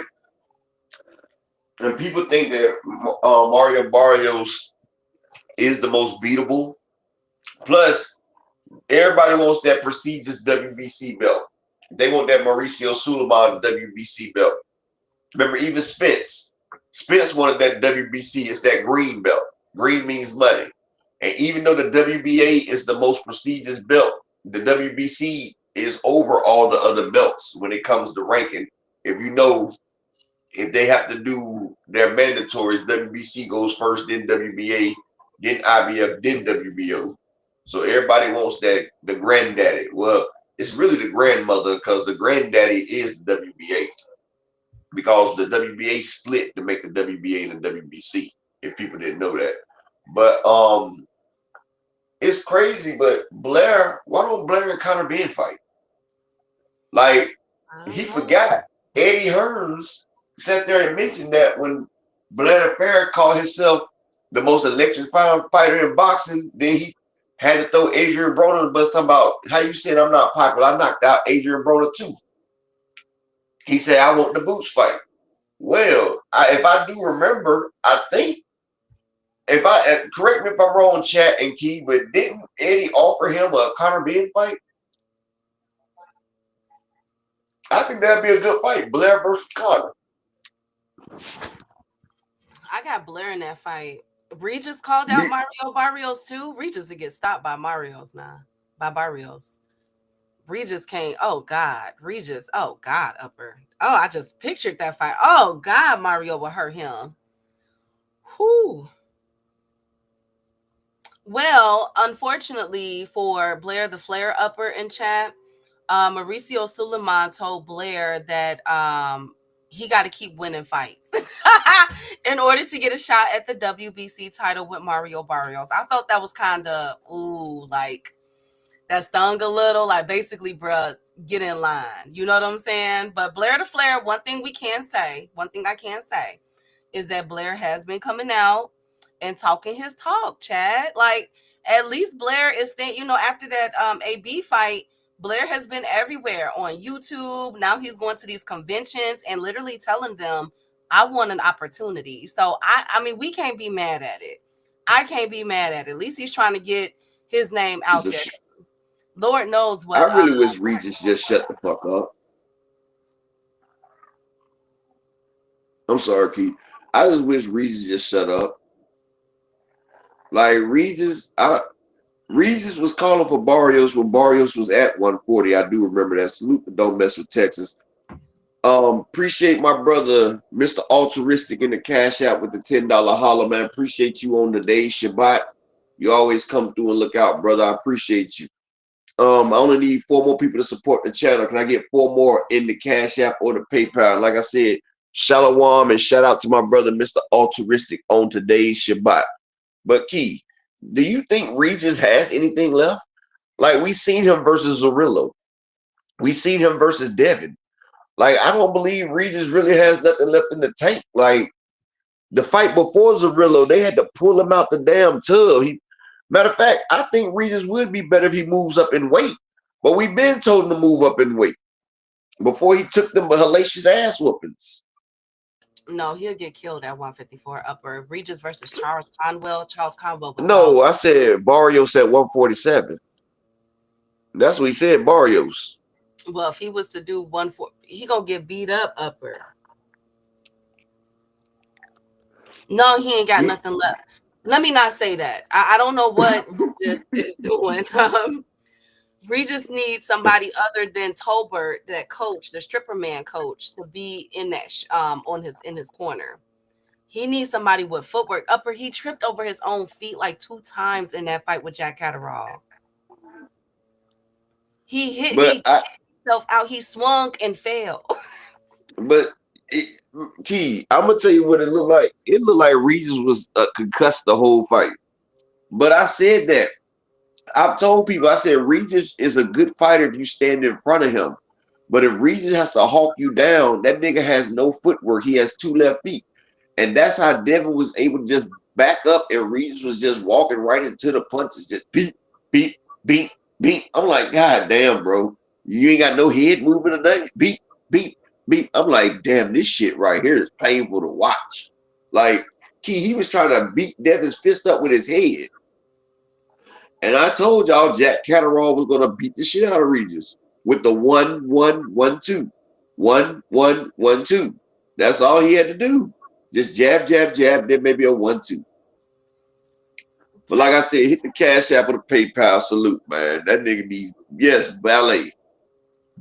Hey, Texas. Good to see you, King.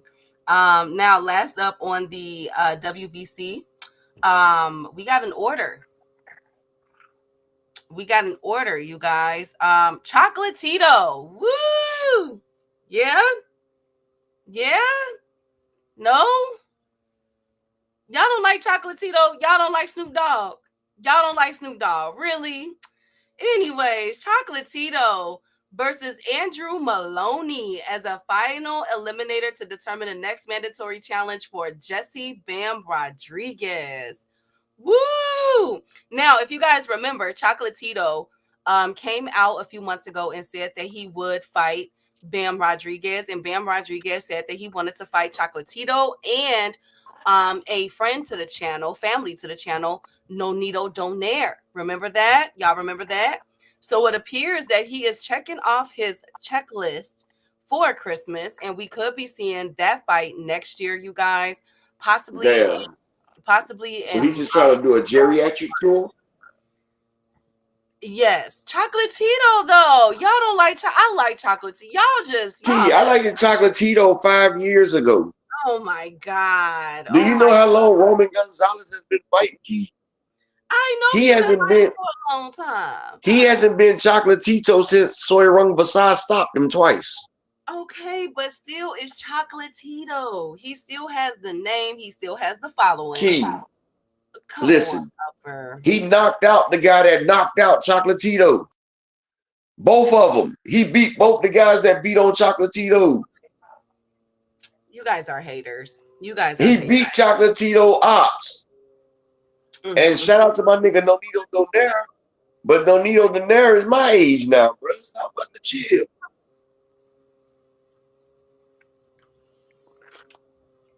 That young boy will rehydrate to 147 on Nonito.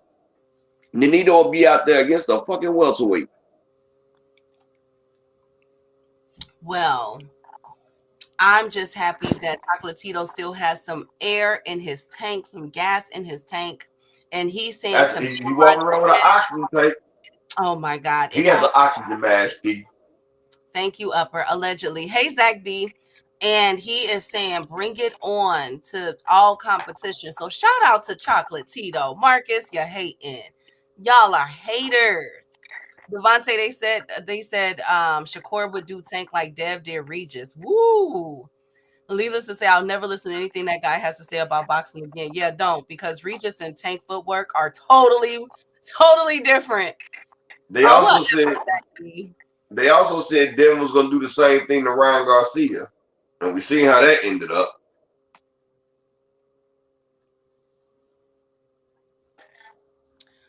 Next up, IBF is making some moves. We are going to officially get the return of Erickson Lubin, you guys, at 154. Are we excited?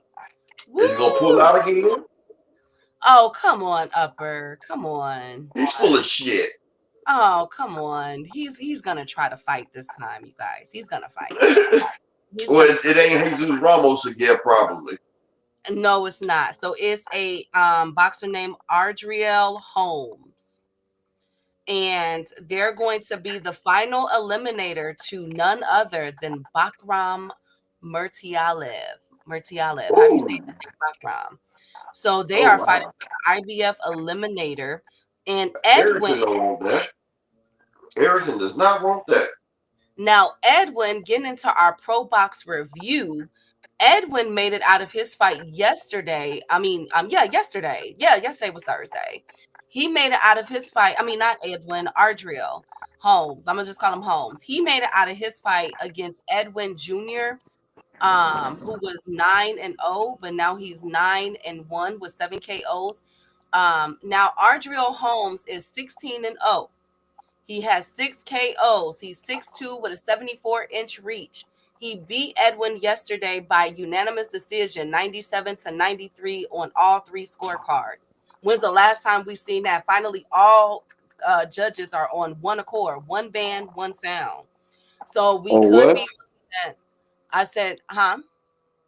You said what? I said, when is the last time we had judges on one accord, one band, one sound? All of the scorecards were 97-93 yesterday for Adriel Holmes. So Adriel improves to 16-0, if I'm not mistaken. No, 17-0. And he is going to be facing Erickson Lubin. We happy? Are we happy? Chocolate Female, thanks. Thank you so much. Thank you guys so much. I would be happy if Lubin fights him. Well, it's ordered. Y'all know how the IBF get down. So if Lubin don't fight him, he drops out of the IBF. Y'all know how IBF get down now. Now, Lubin is 26-2 with 18 KOs. Lubin hasn't fought since last year when in a controversial decision against Jesus Ramos. So let's see. Not to mention, Lubin is one of our injured fighters. He's coming off of an injury. Remember, Upper? He hurt his hand in sparring. Yeah, that's what they say. Okay. Anyway, so let's see how he turns up at this fight, y'all. I'm really excited. So shout out to Erickson Lubin. Upper, do you have the Jaime Munguia card ready? I'm trying to pull it up right now. Harvey Doc saved Dev, held his hand the whole night. Harvey greatly disappointed me. Bill clearly got to him. Ooh. Ooh, Ooh, I feel I you with heard that. ooh. Yeah, I feel you with that. That was that.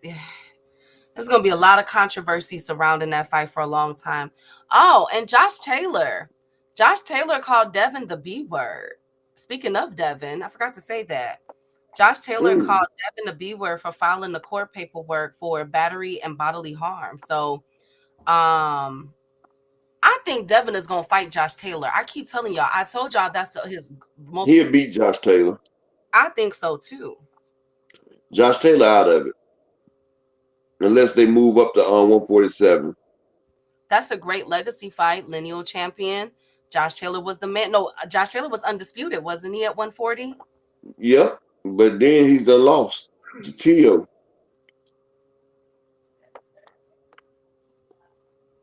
Absolutely. So, it's heating up between Josh Taylor and Devin Haney. I hope he fights him.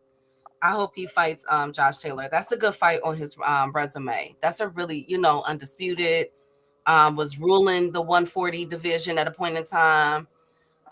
He beat Lubin, Regis. The yeah. controversial win against Regis.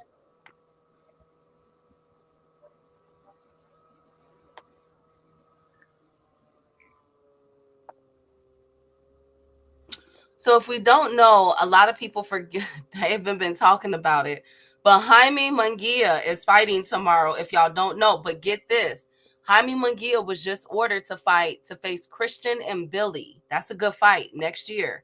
So Yeah, I like that.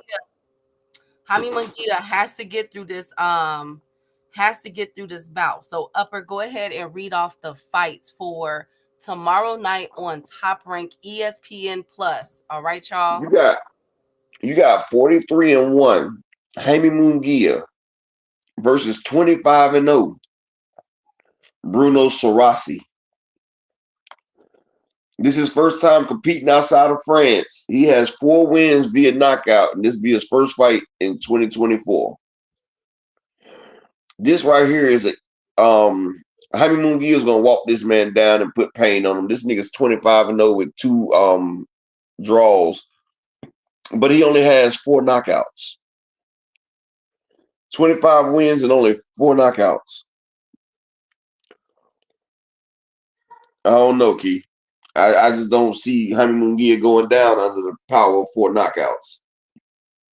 Well, What do he you has think? to get it. No, I think Jaime Munguia is absolutely going to scorch this dude. But if he wins this and he gets the Christian and Billy fight, that's going to be for the WBC interim title and could possibly be a future mandatory for Canelo Alvarez. So could we possibly begin a Munguia versus Canelo part 2 in 2025, 2026? Ooh. Canelo wouldn't do. Hell no, Canelo do like a cherry pick. Oh my goodness. Next up on the card, we have Carlo Alberto Garcia Castillo versus Ramon Guzman. This is at the welterweight fight right here. And Carlos Alberto Garcia is 18-0, while Juan Guzman is 18-4-1.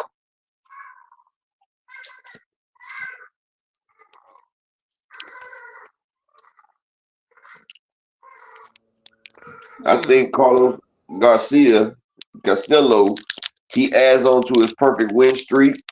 And like I said, I would like to see him fight the guy from England. I forgot the redhead guy from England I told y'all about a while ago. I gotta remember who he is. But it'd be a good fight right there. Like the welterweight division is starting to revamp itself, trying to get a new crop in because all the big names are gone. So it's starting to get these other people back in. On the UG.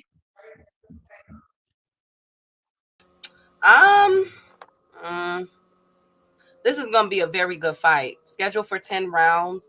I think that's going to be one of those and the winner of this fight, be looking out for them to catapult them to being mentioned with the other big names and to get those fighters to fight them. You know what I'm saying? So be looking out for that, y'all. Yeah, because Carlos is 18-0 with 14 knockouts. He's done won 3 straight with a knockout. And Guzman, who's 18-4, He's 2-2 in his last fights, and Abel Ramos just beat him in April, and Jose Gabriel Rosa knocked his ass out in June. So he done took 2 L's this year, April and June. Damn. Well, it's not about how you start, it's about how you finish. So let's see if this man could finish it off by the end of 2024. He's about to get finished off by the end of the year. He's gonna finish his ass off. Yes. My boy Alan Picasso. I like Alan Picasso. This is for super bantamweight versus Isaac Saki. Go ahead, Upper.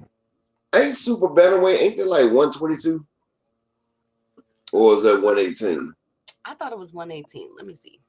Okay, you might be right. You might be right. But Alan Picasso Romero, I call him Superman Picasso, 30-1. 30-0 with a draw, is going up against Isaac Saki, who's 26-2-2.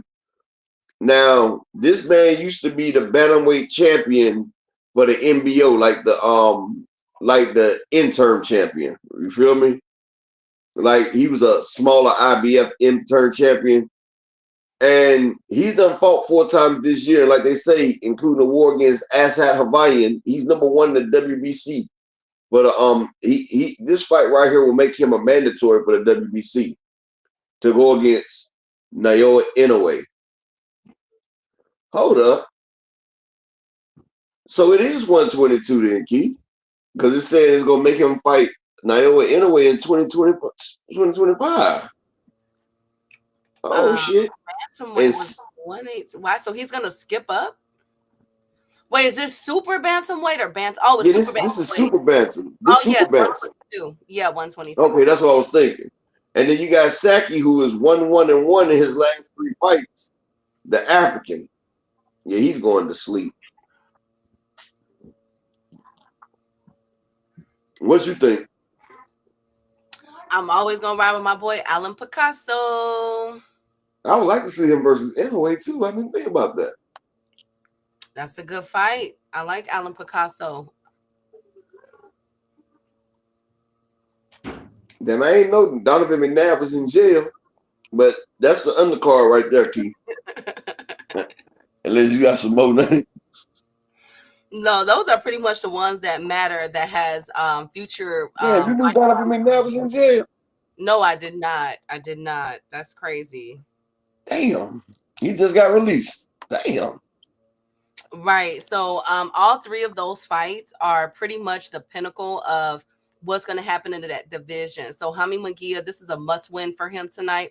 Tomorrow, a lot of pressure because this is setting him up for the interim WBC for fight in the summer, possibly with Christian and Billy headlining.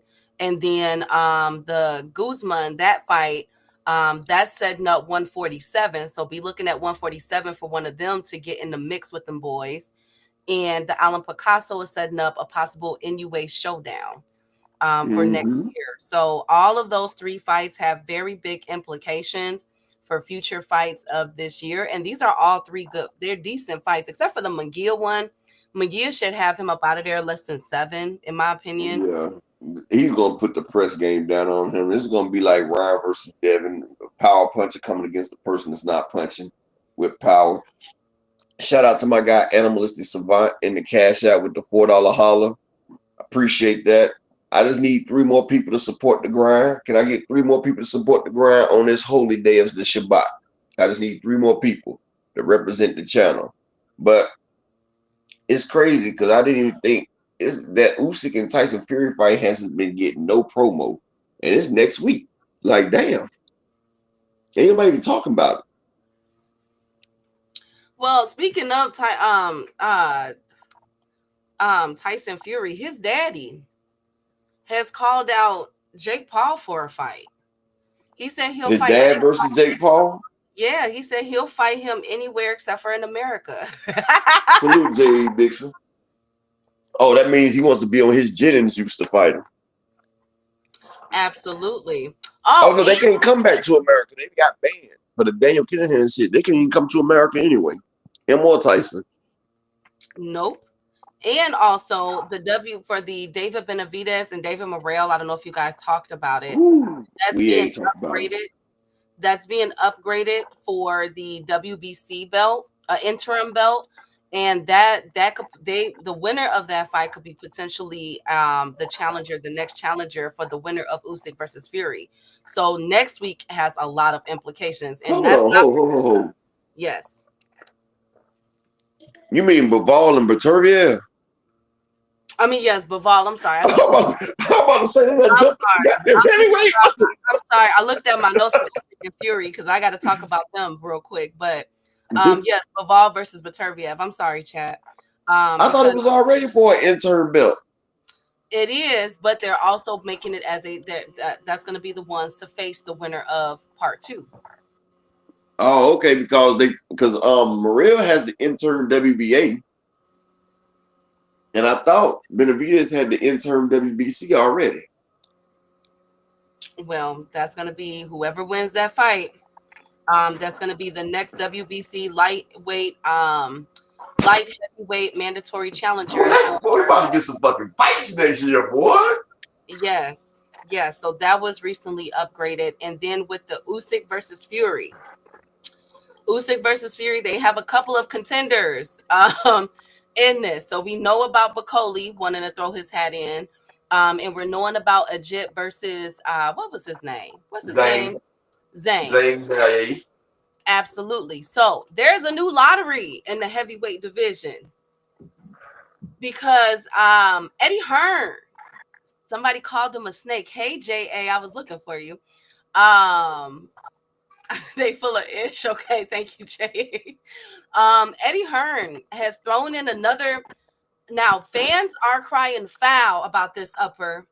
Now, we knew that we had the mandatory lined up, or a potential mandatory lined up with the Bacolis, with everybody, right? With Dubois and Usyk and Fury. But he is calling on AJ, Anthony Joshua, to skip the line and possibly get the winner of Fury and Usyk next week to be a mandatory challenger to Anthony Joshua in May of 2025. Do we agree with this push, y'all? Do we agree? He's calling on it heavy. But Anthony Joshua recently did an interview and said that he is also open to facing Dubois again. But I'm thinking that Eddie Hearn, with the moves he's been making with his fighters lately, he's really pushing for Anthony Joshua to skip the line and be the fighter, the challenger for Usyk and Fury. How do we feel about that, Chad? Is this a not fair? Because I feel as though it's not fair. I feel like we got all these heavyweights banging it out to become the challenger to Dubois, to become the challenger to Usyk and Fury, and Eddie Hearn is saying, nah, AJ is going to be the challenger in May of 2025. Thank you, Jay. I hate that Eddie be getting this preferential treatment. And I feel like, no, AJ got his ass whooped. It wasn't even close. No. I say let AJ beat somebody with some merit before he gets a fight. Who wants to, if Usyk wins, we don't want to see AJ versus Usyk 3. And if Tyson Fury wins, then AJ don't deserve to fight Tyson Fury, even though it'll be a big fight because it's over there in England. Like, I'd rather see Dubois get a chance for his undisputed.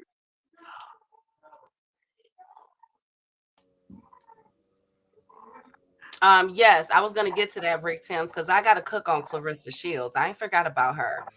But here's the thing. Oh, Clarissa's about to get it. Clarissa's gonna get it from him. Now, here's the thing, Upper. Now, another reason why people are crying foul is because Anthony Joshua, after getting knocked out by Dubois, right? He has not went anywhere in the sanctioning bodies. So guess where he is still ranked for the IBF? Number 8 in the WBL, number 8 in the WBC, number 6. So they are like, wait a minute. They are setting Anthony Joshua up. He's in position to face either Usyk and Fury or a rematch with Dubois. And Eddie Hearn is in the background pulling all the strings, it looks like. Puppet master. So be looking out for an Anthony Joshua fight announcement after this Usyk and Fury fight, y'all. I'm just saying, because it looks like that's where they're trying to do, and they're trying to move Anthony Joshua all the way to the top of the list above everybody else who's been winning their fights to get that fight upper. And I feel the But same way. I feel like that. Eddie gets Eddie things done. So, I don't want to see it, but who's to tell what's going to happen? Who's going to tell what's going to happen? But yeah, like I said, I need 3 more people to support the grind. Can I get the 3 people to support the grind before we go off for the day and Key do her thing? Need 3 people to support the grind. But you know something, Key? Eddie's going to always do that. Eddie always have it because he has the pleasure for the connection to make the protection and the deflections. You know what I'm saying? And he gets rid of the deflections. That's what Eddie does. Eddie has that. How else do he get Leigh Wood title shot after title shot after he keeps getting his ass whooped? Or Joe Cordina and them, all them. Like Eddie be having, Eddie has more pull than Bob when it comes to these sanctioning bodies, Key, because he's willing to pay the dinero to make it patero. You feel me? Mm-hmm. That's what Eddie does. Yeah, Rick, that Perkins fight ain't, well, I ain't about to get into it. I'm going to let Key do it, but that Perkins fight's ass. Absolutely. She gonna beat the brakes off that girl. It's not even. That girl got 5 fucking fights and 37 years old, man. What the fuck? You would never see Amanda Serrano or Katie Taylor fighting a person like this late in their career.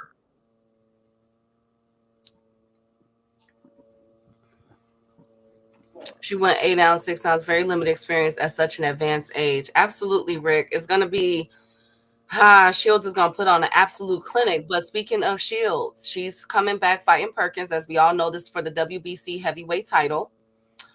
It was ordered, it was talked about at the WBC convention. WBC just have been having it going on lately.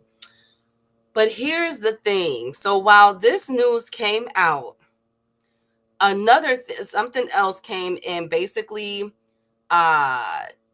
just crapped on that boxing news, y'all. Just absolutely obliterated it, because Clarissa Shields, 2-time gold Olympic champion, several awards and titles throughout her illustrious career, has been engulfed in an entanglement. Shout out to Jada Pinkett. has put herself in an entanglement. This woman has a movie coming out on December 25th.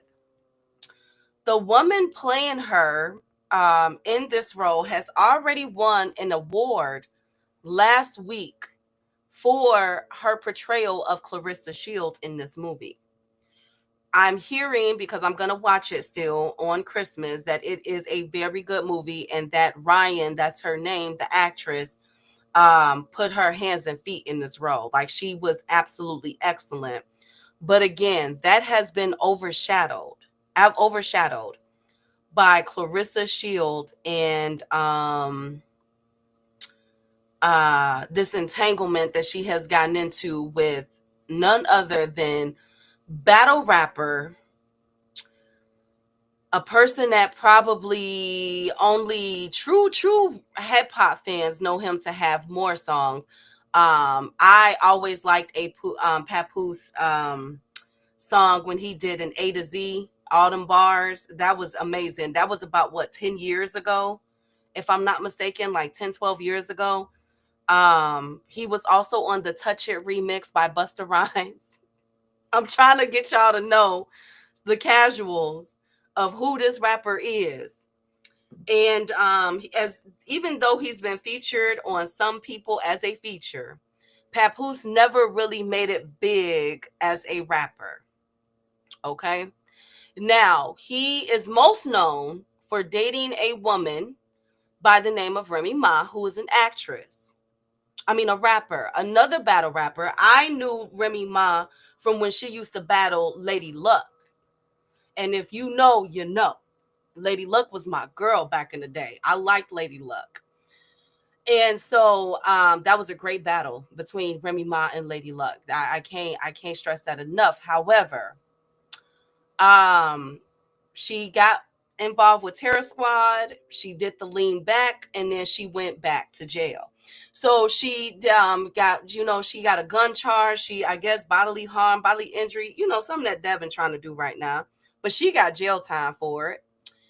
And she gets out of prison, and her and Papoose have been pushed into the Black community lenses as the couple's goals, the power couple, because Papoose held her down for her 6-year bid, right?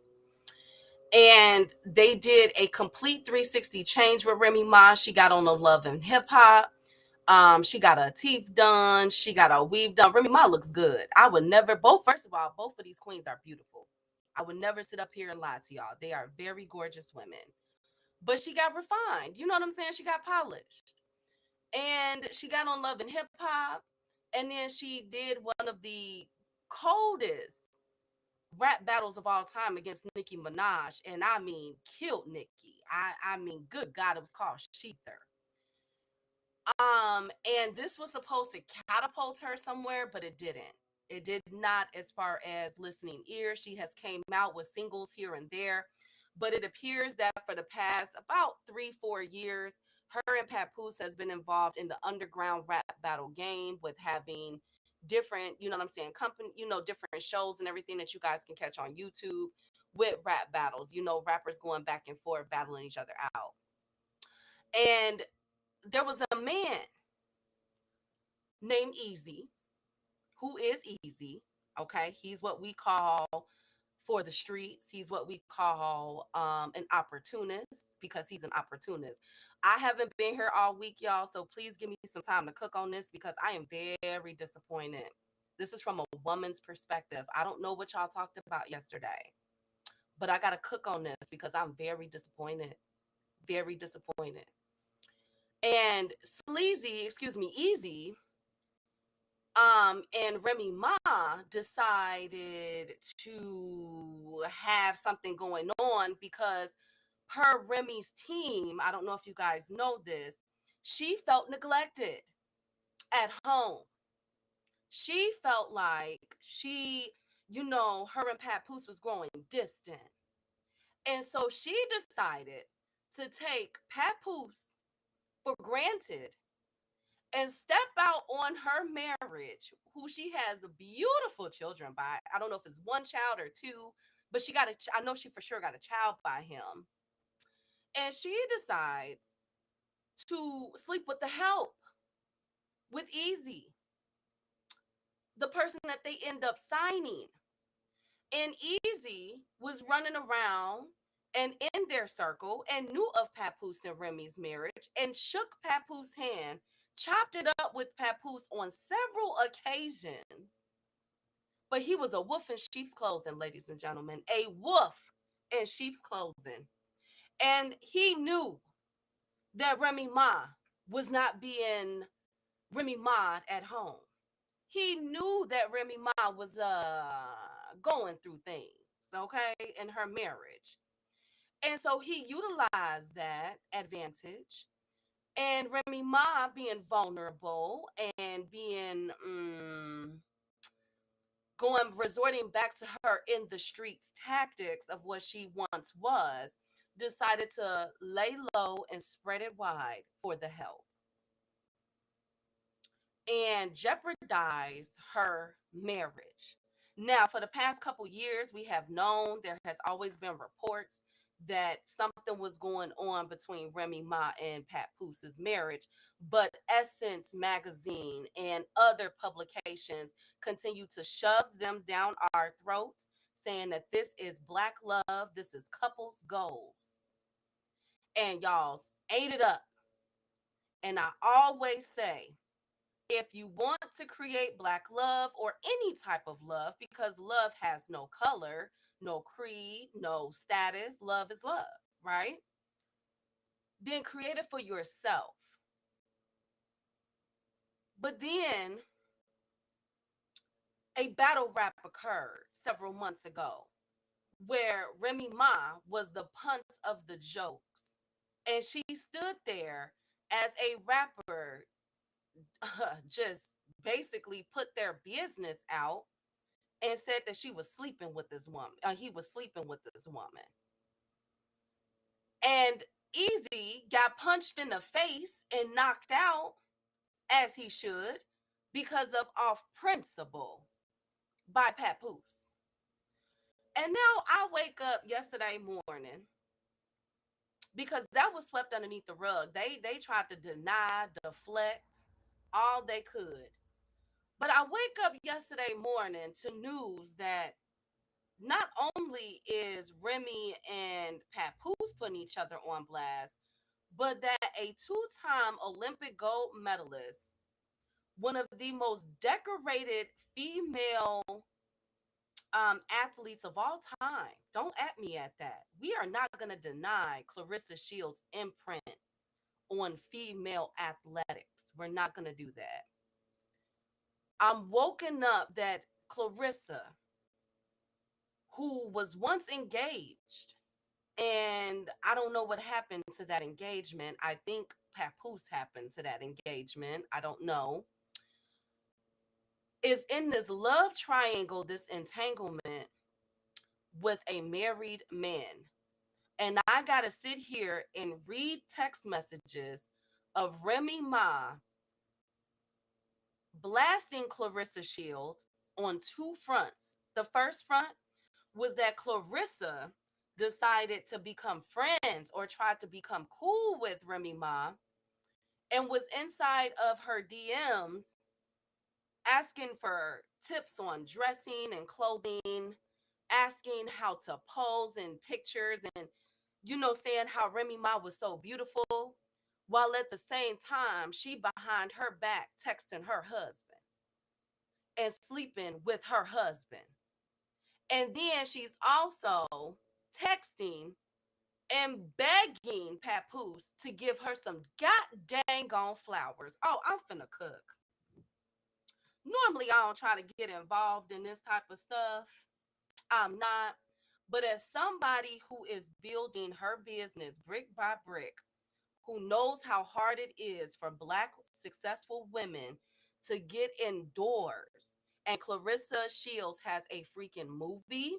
She is decorated, and she's one of my favorites. She's still that quote to me.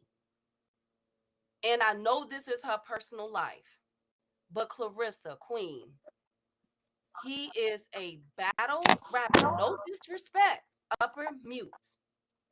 He is a battle rapper that is married, okay? Hasn't had a hit.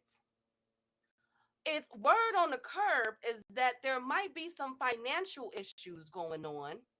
And he's texting you and falling asleep on the phone with you while in her house. And he's telling you something different. But the proof shows in itself. Clarissa, shame on you, queen. Do not get involved with somebody who has nothing to lose, but you have everything to lose and nothing to gain. And if you think I'm playing, look at how Alicia Keys' career played out. Everybody knew that Swiss Beats was with Mashonda. Everybody knew that. And this woman was putting out hit after freaking hit. And this woman can't even buy a hit when it was revealed by Mashonda herself what Alicia Keys did. That is bad for business. One thing that I want you guys to realize when it comes to playing with the big boys is certain groups and certain organizations that they won't even allow you in if you're not married because it looks good when you're on that $1 million level, multi-million dollar level. And look at Swiss Beats and Alicia Keys now. They're very quiet. You know what I'm saying? Alicia Keys is trying to buy a hit right now. Clarissa, you don't want to be blackballed like that. And you don't want millions or thousands of little girls that look up to you to be known, for you to be known as some type of homewrecker. Now, I get it. I hear it. Oh, Remy Ma pulled the trigger first. She stepped out. At the end of the day, that's marriage people problems. Because if that man wanted a divorce, I was always taught that if you want to divorce someone and he don't want one, guess what? You put an ad in the newspaper. And if that person don't respond to you in 30 days, you're legally divorced, baby. If this man truly wanted to get away from his wife after he been knowing for 2 years that this woman been with the help, he would have left. Now that everything is on Front Street, he wanna say, "Oh, I'm done. I'm done. Oh, we getting a divorce. We leaving. Oh, really? Now you want to leave because you embarrassed? You trying to save face? At the end of the day, that's marriage people problems. That is marriage people problems. And you decided to dive in there. You are way too good for that. Every picture that I've seen you with Papoose, you look better than him. You are more successful than him. Do not limit yourself, queen. And this is no disrespect to the street boys. This is no disrespect for the ones that's in the booth trying to get their big break and putting out records and everything else. But let me tell y'all gonna get on Travis Hunter. Y'all got to keep that same energy for Clarissa Shields, and that's on period. We work too hard. Work too hard. That man wasn't with her shooting in the gym. And now her fiance has entered the chat telling her that if he sleep with Remy Ma, he don't want to hear nothing. It's just nasty. All this bodily fluid just going around is nasty. Sit down somewhere. Focus on your fight. Focus on your movie next week and do better. Because there's women out here that's watching you. And all publicity is not good publicity. So that's all I got to say about this Clarissa Shield entanglement. Make sure y'all support her movie next week. Make sure y'all watch her fight. I'm going to definitely talk about it. I know it's going to be a good fight. I know she's going for the KO. She's still one of the best female athletes of all time. But like in the words of Nene Leakes, close your legs to married men. Because at the end of the day, that man is still married. And that's all I got to say about that. Anything else? Alicia Keys did have hits afterwards though, but I'm done. Not all the way, not like how she used to, and she came by one now.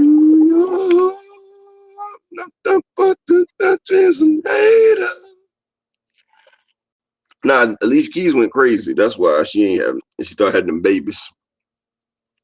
Nah, y'all don't understand. She took a PR hit with that. With Oh. being involved in the married men. A lot of y'all gotta understand, man, when it comes to them upper people, them upper echelon business people, that stuff means a lot when it comes to married. Like y'all don't really get that. Yeah, you can't become a president. You can't be a president if you ain't married. You gotta have that ball and chain. It's a symbolizer of family. But do you got anything else that you got to do on boxing, or are you ready to get to the other part? Hey Dondrick. No, I'm done with boxing talk. Is there anything else? All right.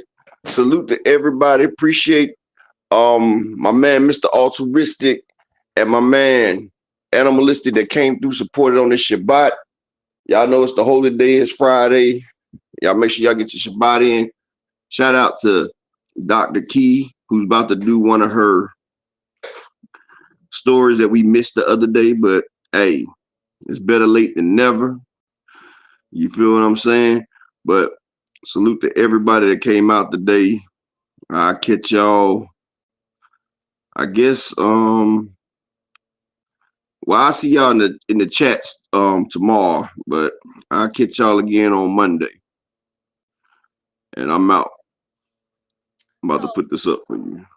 Thank you. So boxing talk is over. I know I've been getting hit up.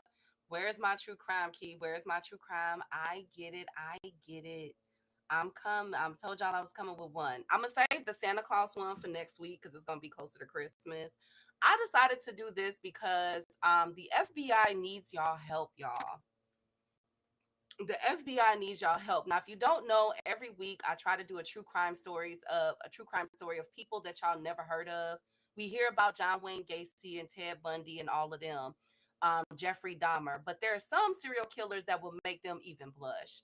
I got into this back when I was younger, before I got into psychology and everything, and I wanted to be a forensic psychologist, but I was like, I don't know if I want to just spend time talking to these type of people all my life, and I'm glad I didn't, because now I have a balance. I talk to these type of people, but I also talk to others. But I'm here to bring y'all a story, okay, of some of the most gruesome, heinous serial killers, serial unalivers that y'all probably never heard of. But this one is different. Y'all heard of this one. He goes by many names: the photography killer, the dating game killer, but his real name is Rodney Alcala. Now, he was the individual that was on a dating game back in the 70s, if y'all remember. And he almost, you know what I'm saying, bagged a woman then. And it came out that he had brutally unalived so many women. But guess what? Now, recently, the FBI was, well, really for the past about 5 years, the FBI has been requesting the public's help with locating more victims. You see, this man at the top in the middle, and yes, these two are the same people, is responsible for about 130 murders. You heard me correctly. 130 murders. So if anybody tries to tell y'all about Samuel Little, remember the one that they said was um, the most prolific in U.S. history, tell them that you'll raise them Rodney Alcala. The thing is, unfortunately, we don't know where these victims are, where he buried them. And because he died a few years ago, we won't know where they are. His secrets died with him. So let's get into the story of, in my opinion, a top 10, if not a top 5 serial unaliver in U.S. history.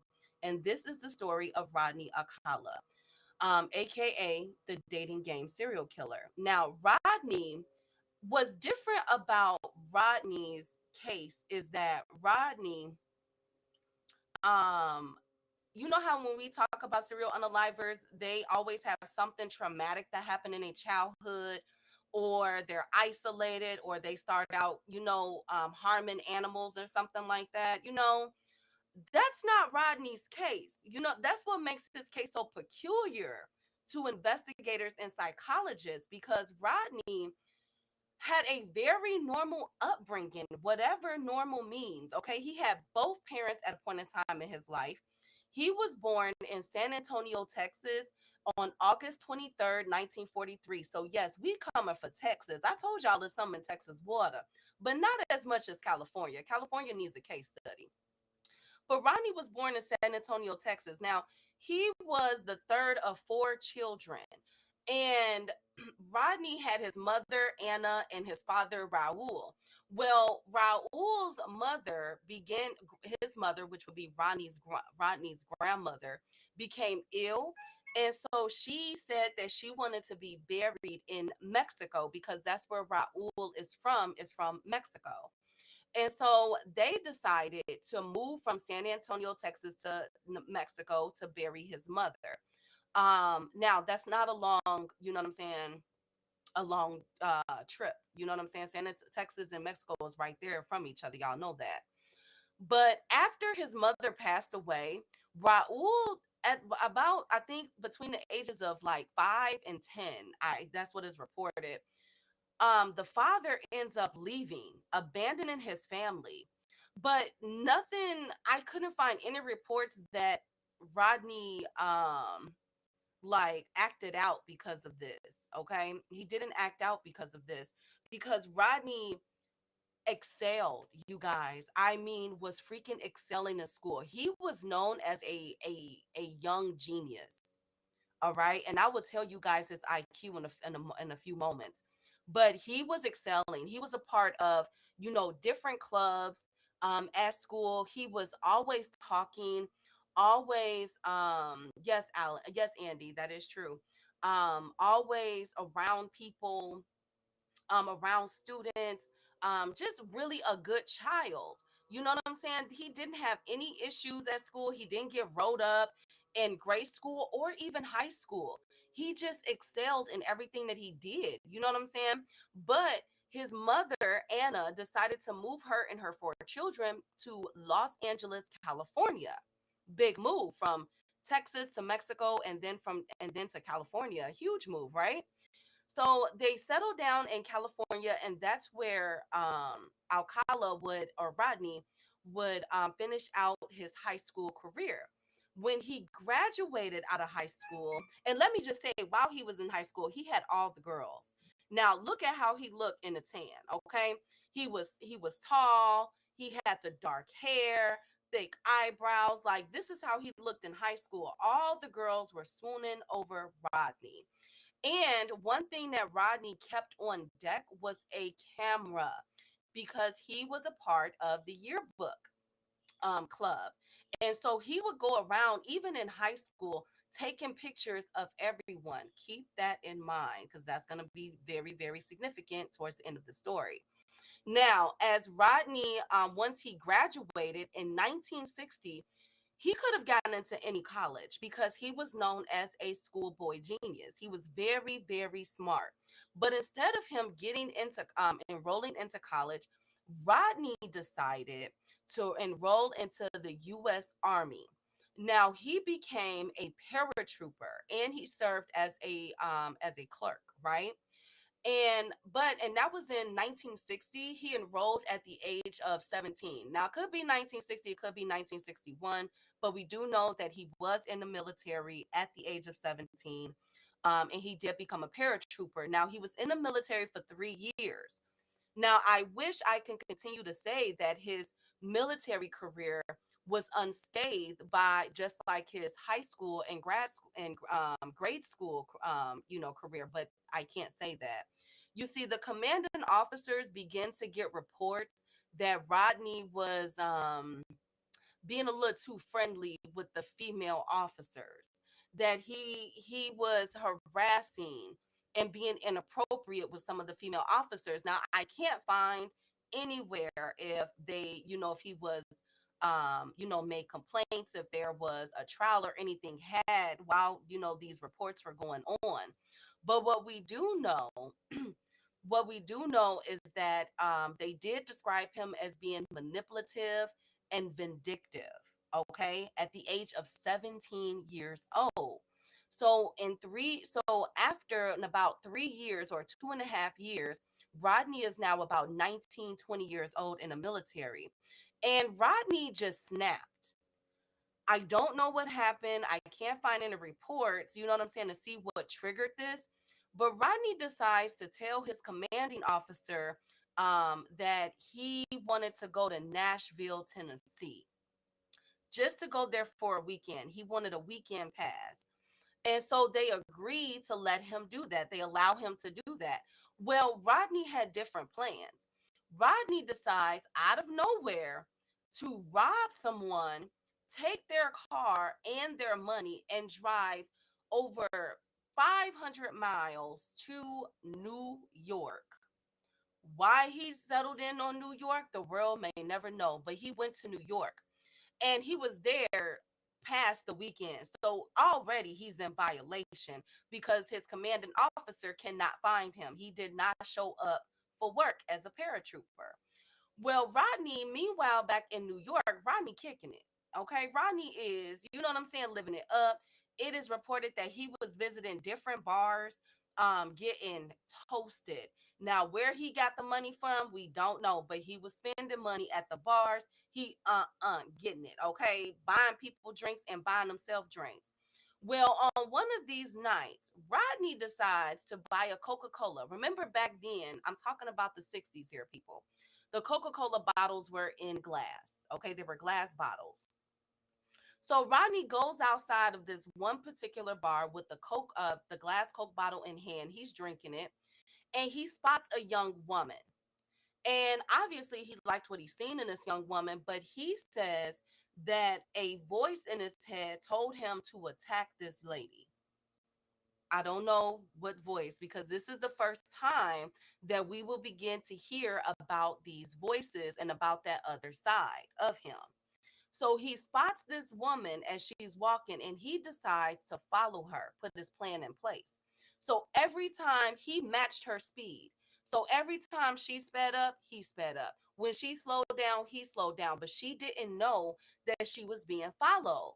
And after a few blocks, Rodney then pounced on this woman and took that glass Coca-Cola bottle and whooped her ass, y'all. I mean, put hands and feet on this woman. But thankfully, she fought this person away. She fought Rodney away and got away and ran to authorities that were in the vicinity. And instead of Rodney running, throwing away the bottle, or even getting away his clothes because I'm sure it had blood on it and stuff, Rodney decided to keep strolling. He decided to keep walking, and he was caught, y'all.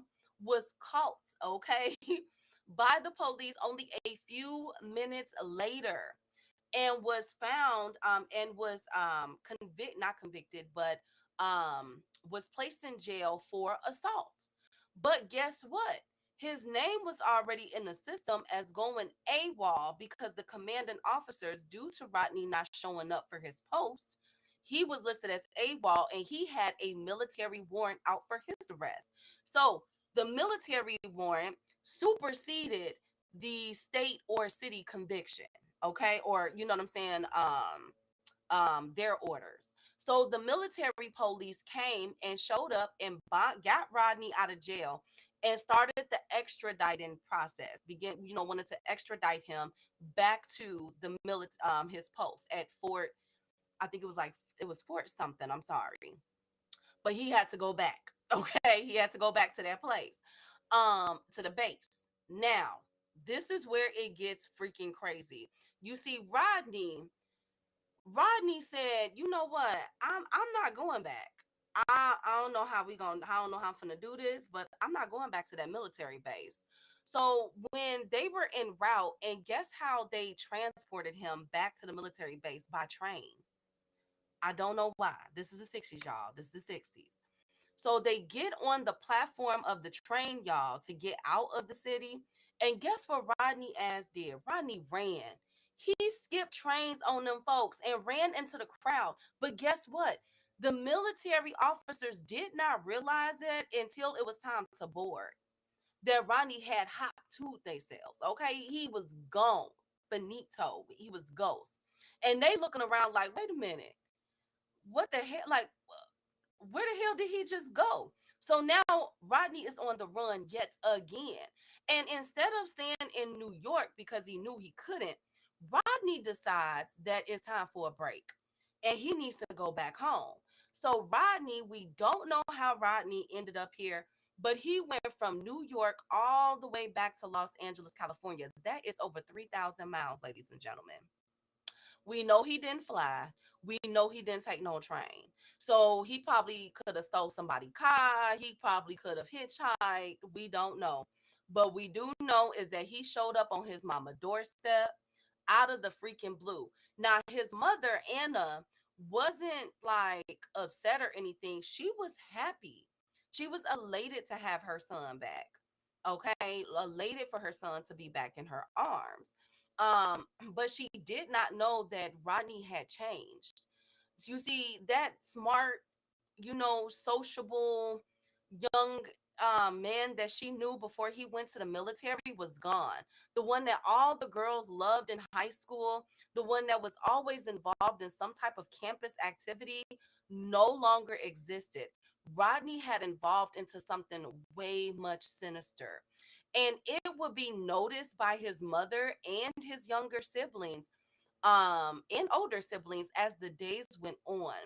That's when we begin to hear reports by his own mother and sisters that Ronnie would begin to walk around in the house and flash people, not just anybody, his sisters. Like, picture you sitting down eating breakfast and your brother walk in and got a robe on and open it and close it and laugh and run away, hee ha, like that was a joke. Bro, that's your sister. I'm talking about things like that. He would begin to talk differently.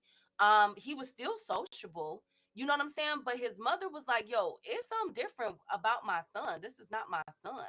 Well, this meeting would be short lived because within a few weeks, the military was able to track down Rodney at his mother's house and place him under military arrest. This time they was going to make sure that his ass got back to that base. And boy, did he. He was charged when he got back. He was charged with going AWOL. That's it. He didn't get charged for abusing a woman in New York City because, you know, that's separate. That's civilian life. That has nothing to do with the military, okay? So he was charged with going AWOL. But during this time, a miraculous thing happened, y'all. He got a psyche eval. Okay, he got a psyche eval. And this psychiatrist, thank God that we got this on paper. Because remember, when we talk about these people, it's not until they're all the way grown that they get all these psyche evals. You know what I'm saying?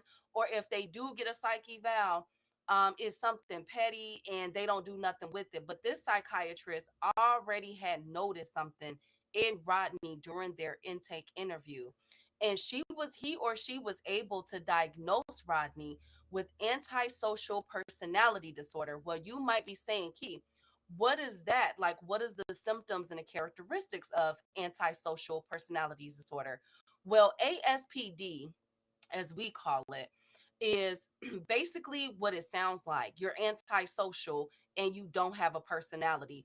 Very stoic, lacking remorse. You don't feel sorry or guilty for things. Very manipulative. You know what I'm saying?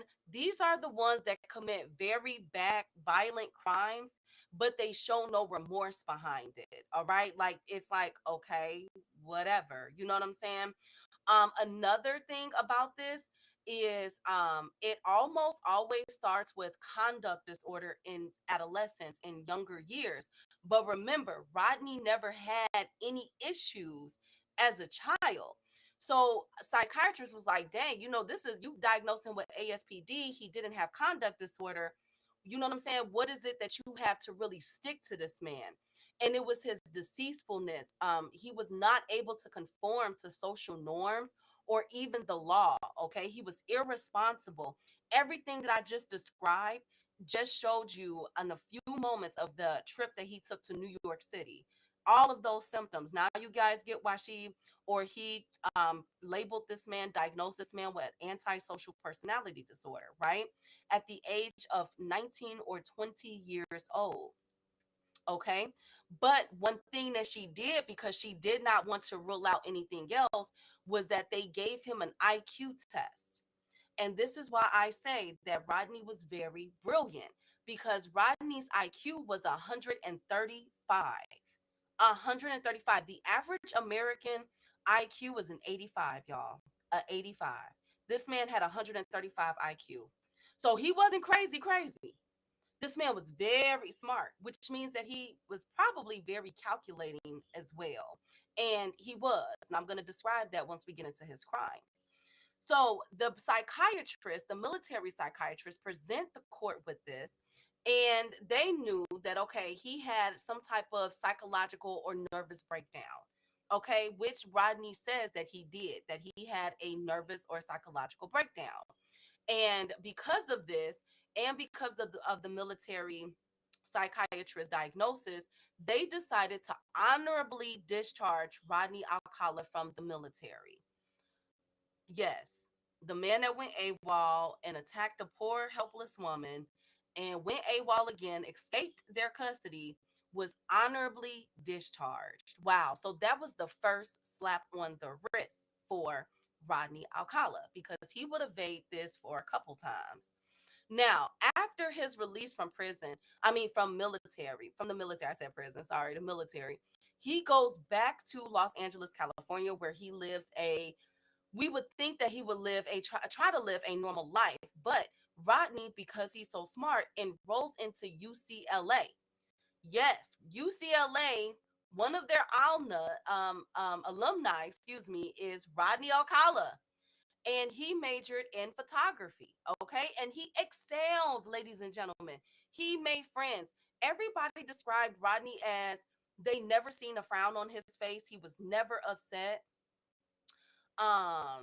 He was never, you know what I'm saying? Like, he was just a really good guy.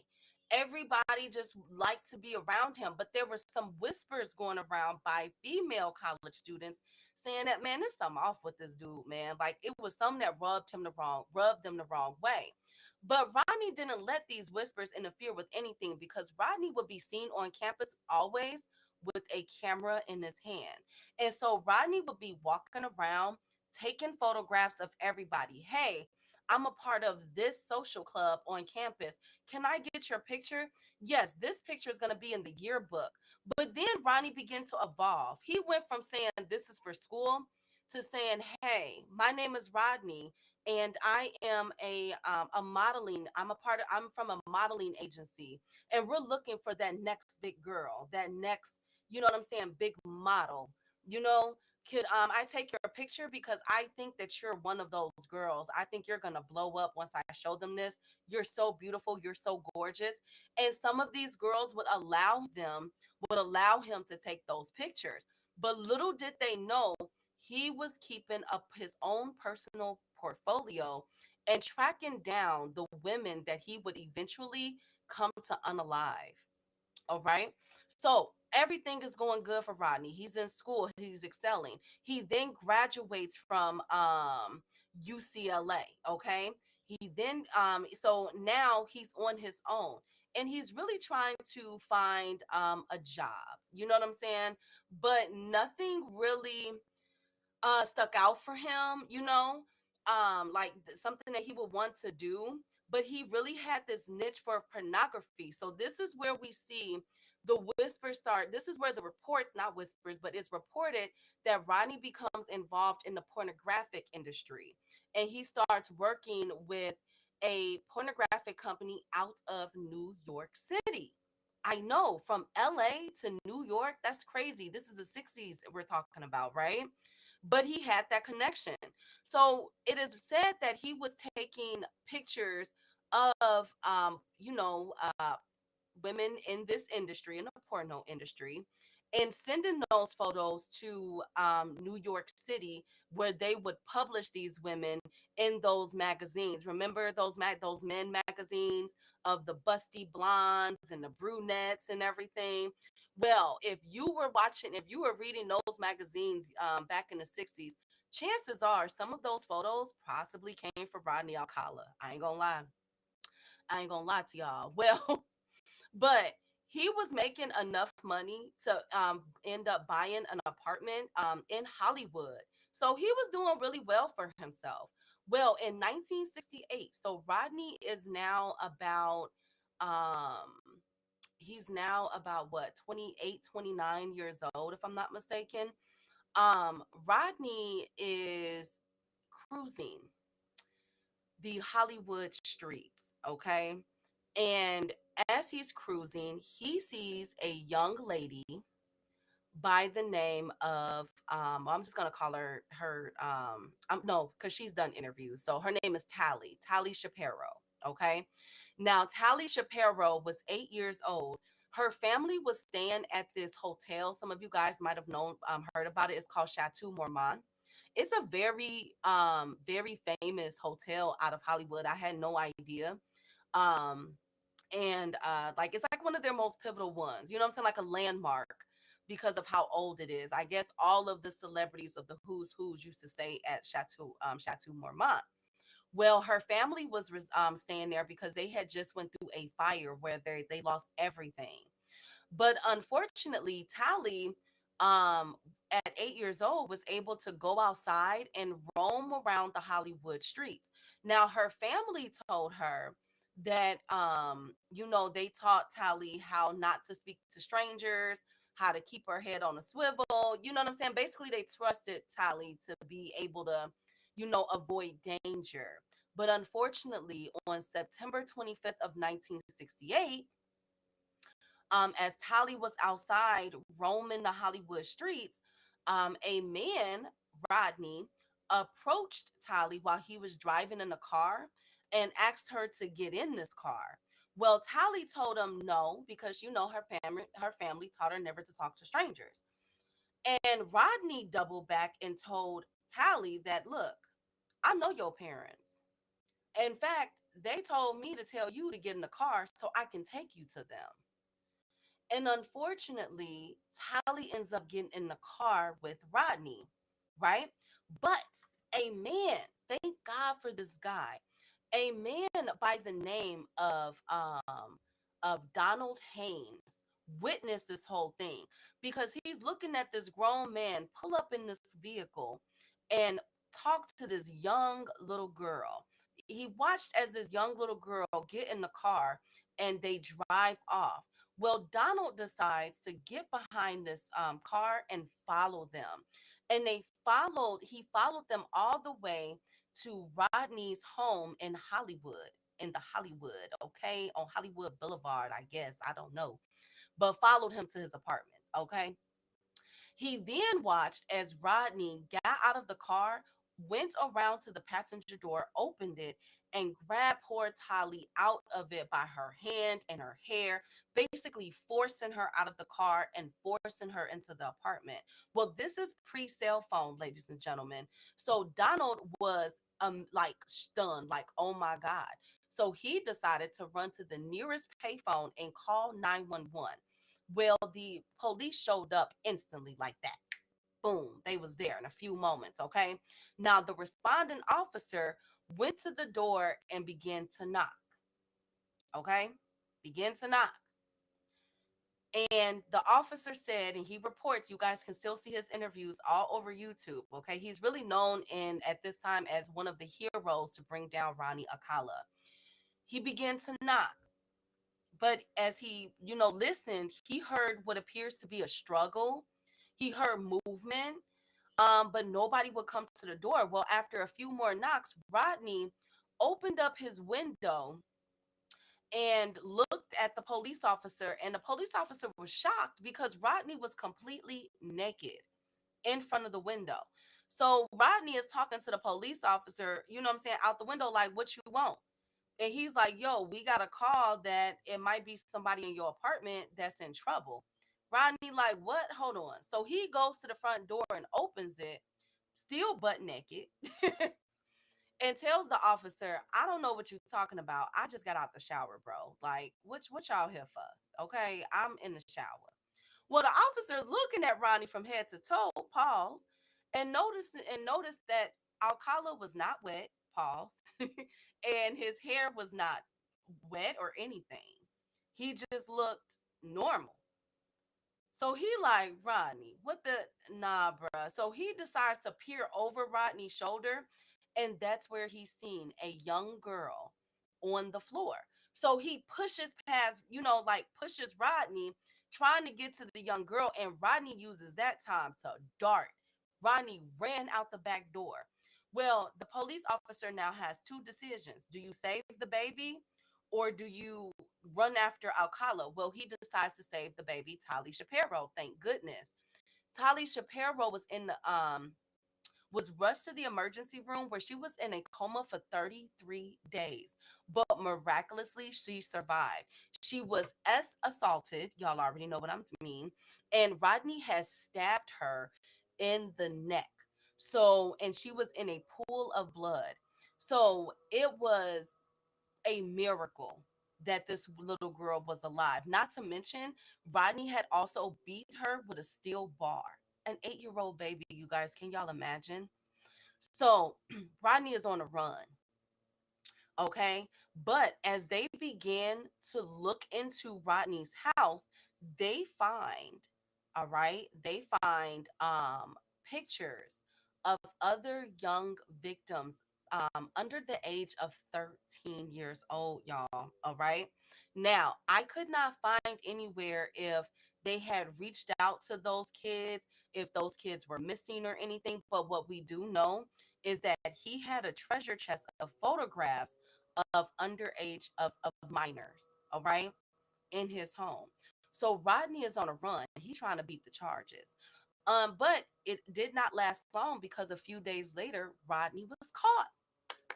And that's the end of the story. I wish we got 130 victims out there, bro. But anyways, Rodney was caught. He denied everything. He said, I don't know. They like, yo, we found we found you in there with the victim. She slipped and fell. You know what I'm saying? Like, Rodney is not admitting to anything, but thank God the judge did. The judge saw right through Rodney's lies and sentenced him to life in prison. But again, I wish I could say that's it, but that's not, because y'all, it was overturned. Yes. You see, even though he was sentenced to life in prison, some miraculous way, Rodney's crime only got him 3 years in jail. Now, one of the reasons why he only had to serve 3 years, all right, is because Shapiro, the little girl Tally, her parents end up leaving California altogether and moving, I think, to Mexico or something like that. So they did not testify. All right, which kind of weakened the defense pretty much. But my whole thing is, you got the man, you got the weapon. Like, it still doesn't make sense to me how this man was only able to serve 3 years out of a life sentence and get out. But it doesn't stop there, y'all, because when Rodney is released from jail or from prison after only serving 3 years, his parole officer gave him permission to go to New York City. What is up with New York and Rodney? I don't know. But Rodney uses that and leaves Los Angeles, California, and does not check in with his parole officer, because Rodney changes his name. And he is no longer Rodney Alcala. He is now John Burger. Yes, like a burger and fries. John Burger. And not only did he change his identity, he ends up attending. He studied film under Roman Polanski at the New York University. Yes, the Roman Polanski, the man that's still overseas and can't come back to America because he has sex crimes against him. I can't make this story up. I cannot make this story up. And guess what? Rodney was good. He was damn good. All right. Going into filming school, he has some of the best freaking videos and can edit videos. All right. All right. But he did not finish. He did not finish because guess what? Rodney saw another woman. Now, her name was Cornelia Crilly. She was 23 years old. She was a flight attendant. Okay. And Rodney was, I guess, enthralled by her beauty, obviously, and wanted to film her. So he approached her as a modeling agent. Y'all know where I'm going with this. And said, girl, you could be a model. You could be a model. And, she's like, okay. So he ends up filming her, but then brutally, and when I say brutally, I mean brutally, unalives her in her Manhattan apartment on June 12th, 1971. He strangled her with her own nylon stockings and left her body there. Okay. And guess what? Guess what? Rodney left, because after her body was discovered, people was like, yo, the last person that she said she was going to meet with was this man by the name of John Berger. And so they got a composite sketch of him and they wanted to ask him questions. Well, before Rodney left, the police did approach him, but he was like, I don't know what you're talking about. We were supposed to meet up.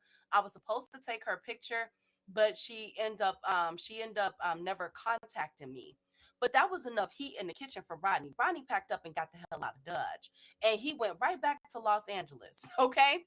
And this time he was going to go back to using his identity he went to New Hampshire, not Los Angeles, not yet. He was going to continue his same name, John Berger, and in New Hampshire, and he found a job at an arts camp with adolescents, and he worked as a counselor for children. Okay. Now, as he's there, The police back in New York is like, yo, we know that another body ends up showing up, and the person, the female body that ends up showing up, um, the last person that they saw him leave out, that they saw this woman with, was with John Berger. And so now the FBI is involved because this woman that he unalived was the daughter of one of the most popular and lucrative nightclubs in New York. So her daddy is putting money behind this because they found her body in the park. All right. I'm not sure if it was Central Park. It just says park, but that's where they found her body. And so the FBI gets involved and puts out this wanted poster that you guys see at the bottom of the screen. And they want this man. But get the name, Rodney Alcala. Doesn't say anything about John Berger. Says Rodney. Now they know this man's name. They know who he is, okay? So one day, as he's in New Hampshire, because remember, Rodney is not in New York. He got the hell on, and he's now a counselor. Rodney is in New Hampshire under his new alias, John Berger, and he is teaching at this camp for arts with young kids. Well, one of these kids go to the post office, and they look at the wall, and they see this flyer. And they like, bro, that looks like our arts counselor. Bro, is that wait a minute, who's Rodney? Who is Alcala? Nah, that's John Berger. What you talking about? That's John, right? So they take this news and report it to the other counselors and the management team. The management team go to the post office to look at the flyer like, damn, that is right. That is John. So they call the FBI, y'all. The FBI, unbeknownst to Rodney, aka John Berger, is there. You know what I'm saying? He teaching. All of a sudden, he met with FBI agents surrounding his whole classroom. He is escorted out via handcuff and put into thrown into jail and convicted. But it does not stop there because they had nothing, you guys. Like, he is extradited, right? Back to, you know what I'm saying? Back there. But nothing happens. He only serves a few years in jail. He registers as a sex offender, but is able to get back out of prison. Y'all, I'm not lying to y'all. These victims that I'm talking about that they found in New York, and the other ones that they're about to uncover that I'm about to talk about, crimes didn't get solved until 2011. I'm not joking. This man had the Midas touch. Probably had the Johnny Cochran of freaking lawyers. Do you guys hear me? All right. So Alcala is now back on the run. All right, back on the run and back to prowl. And this time, because he's back in Los Angeles and he has to register as a sex offender, he knows he got to leave New York alone for a while. Okay, he got to leave. He got to chill. So he decides to go back to what he knows best, and that's photography. And so he's now hanging around the beach in California, and he is a local. You know what I'm saying? He's a prominent fixture there, always taking pictures of the waves and people surfing and everything else.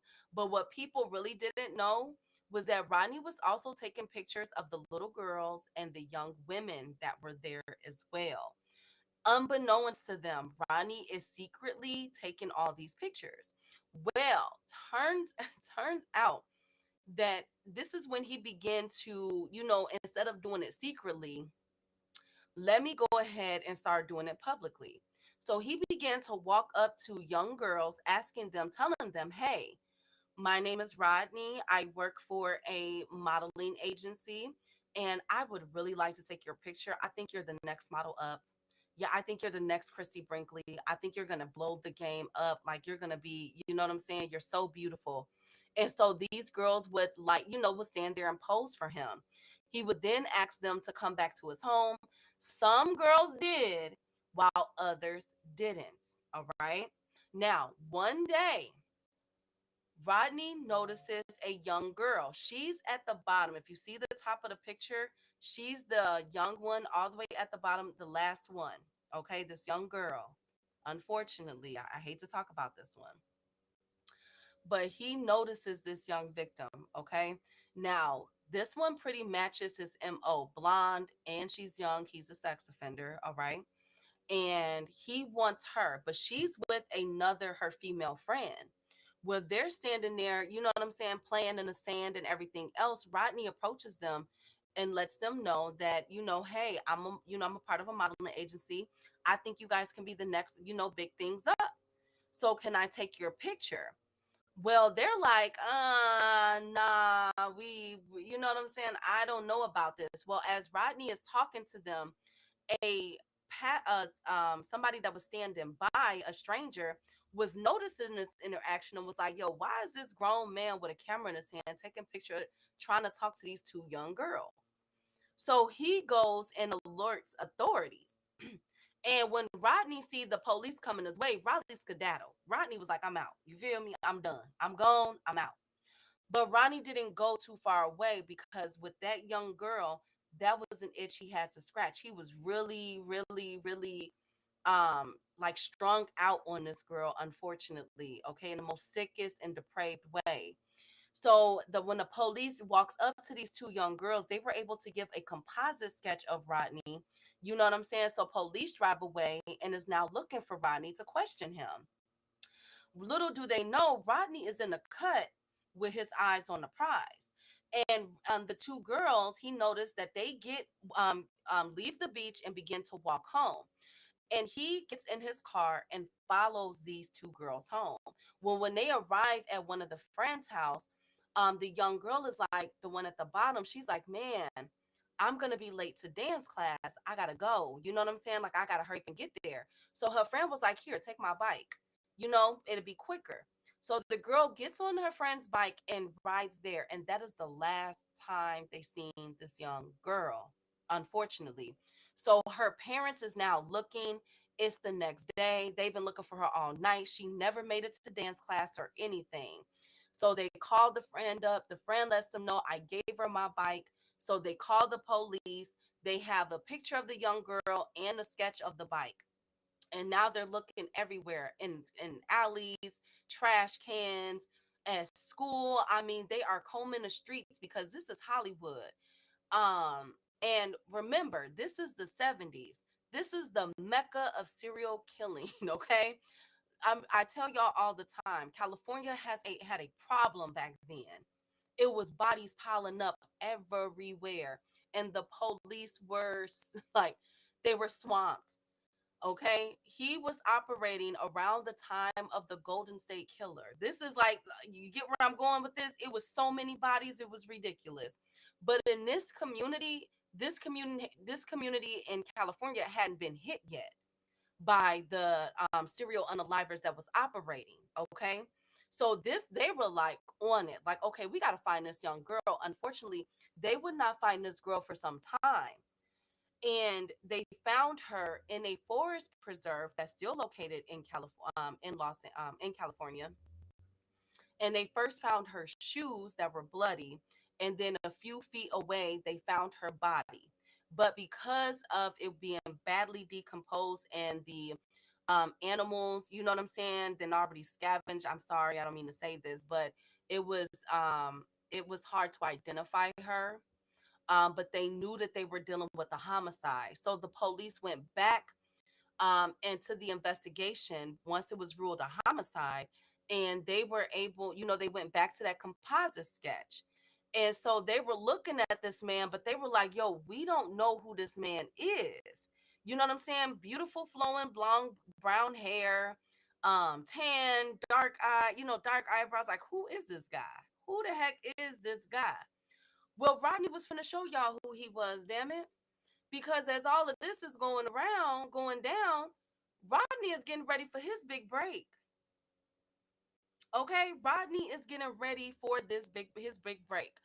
You see, Rodney decided, after he had unalived this poor soul, that he was gonna be on the dating game. Now, if you don't remember, the dating game was like huge in the 70s. All right.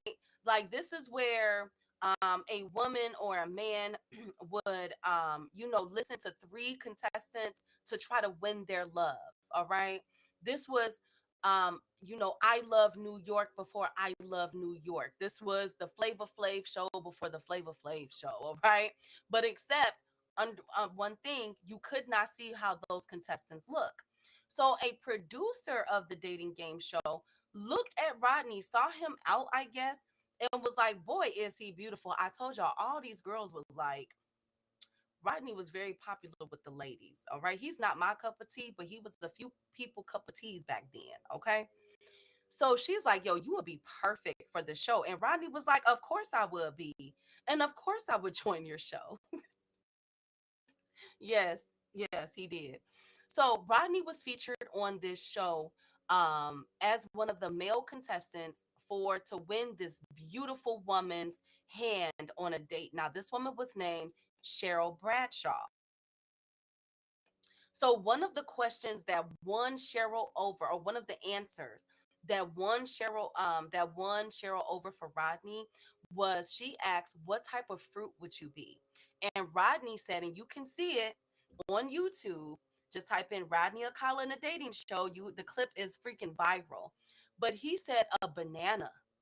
Ooh. And so she like, okay, you know what I'm saying? You want to be a banana? Wow, like what you got going on? And Ronnie was like, you know what I'm saying? Come peel me. Period. Very smooth with the ladies, okay? Very smooth. And in the 70s, highly inappropriate because this was during conservative time. Television was quite conservative. You know what I'm saying? Y'all think it's censored now. They was censored back then a little bit. So it was like, woo, he want to be a banana. And he said that he want her to come peel him. That was all Cheryl needed to know, honey, and hear. Because Cheryl ends up selecting contestant number one, which was Rodney Alcala. All right. Now, mind you, this is national syndicated show, okay, television show. So as this show was going on, and they're looking for the composite sketch of the two girls that was at the beach before one of them was brutally unalived. A detective turns, gets off his shift, turns on the television and sits down, turns on the dating show. And he like, well, I'll be damned. Ain't that his ass on TV? This is exactly how it went down. Ain't that his ass on TV? Bruh. So he pick up the phone and call down to the precinct. The dude that we've been looking for, he's on TV. They like, he on TV doing what? He got arrested or something? No, he's on the dating game show. Whoa. Oh my goodness. So they tried to round up enough police officers to go down there. They're also calling the dating game show, but nobody is answering the phone. No producers or anything.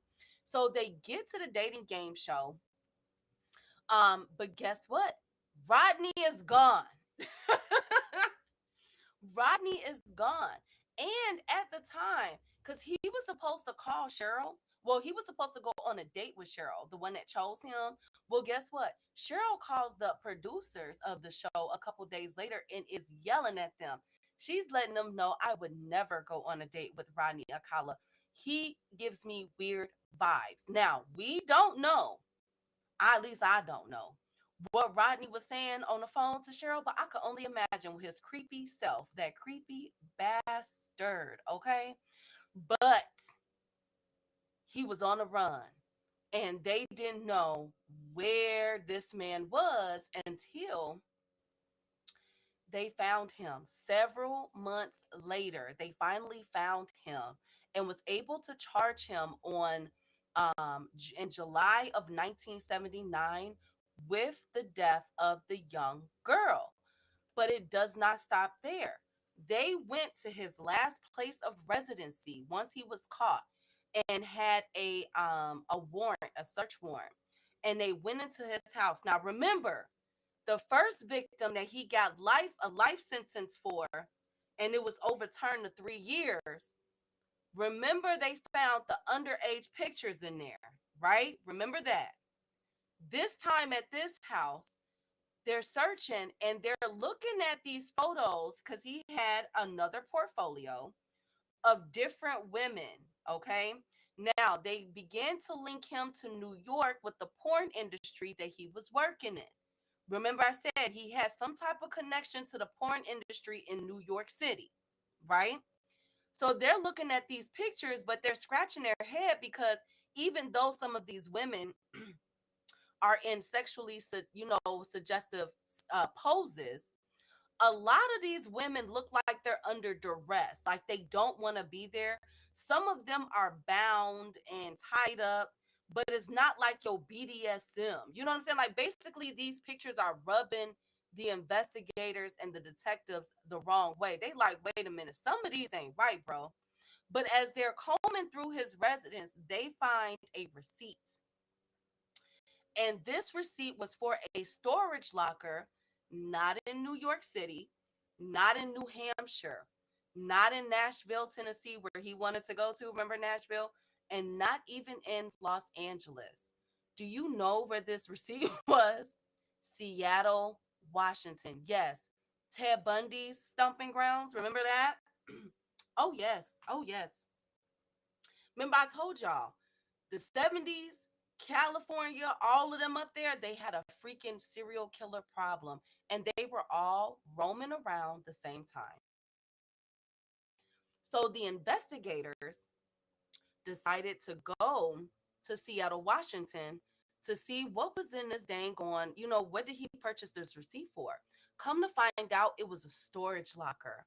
So investigators pretty much braced themselves because they didn't know what they were going to find in here, but they finally got it open. They got the search warrant to get it opened. And that's when they were hit with even more pictures, ladies and gentlemen. And in this storage locker, they found a pocket, like a small purse. And inside of this purse were sets of earrings. So they were like, yo, is he doing something to these women and keeping, like gifts, namesakes for them of, you know what I'm saying, to remember them by? What on earth?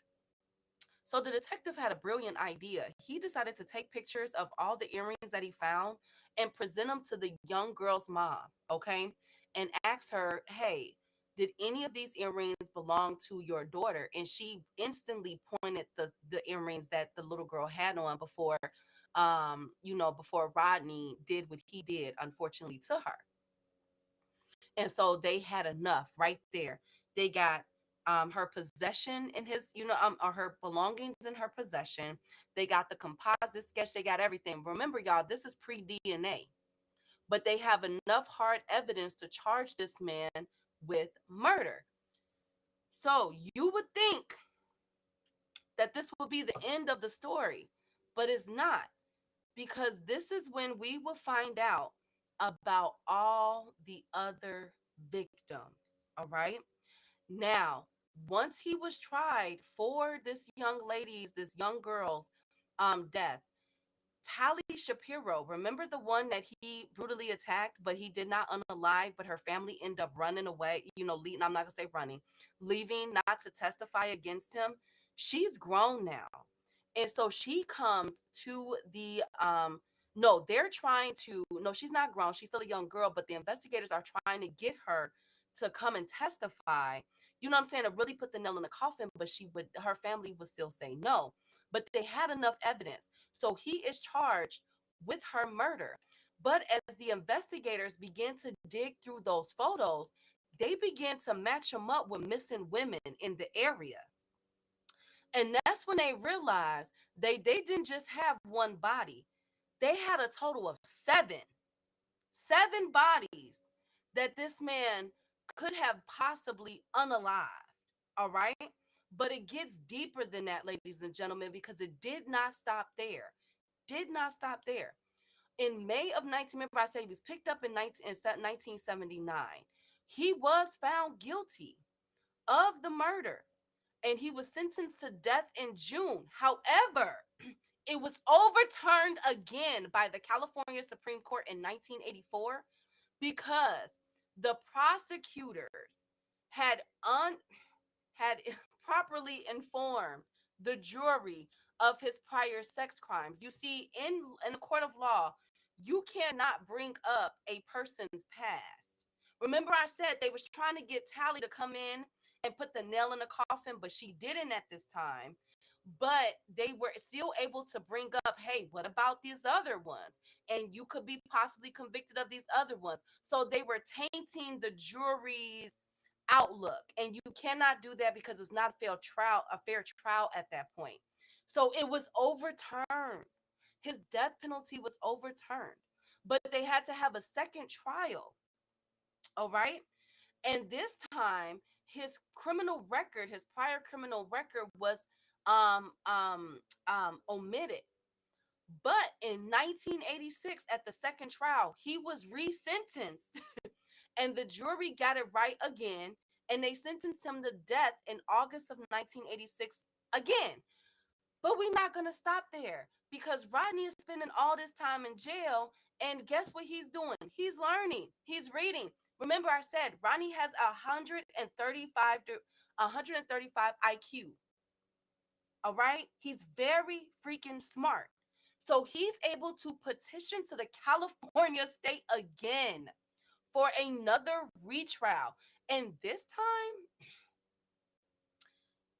time he got it. A judge granted overturning his conviction. All right.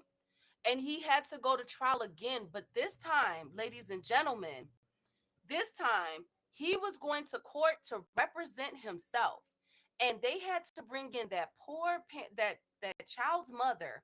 And he was able to cross-examine that mother and talk about everything that allegedly he did.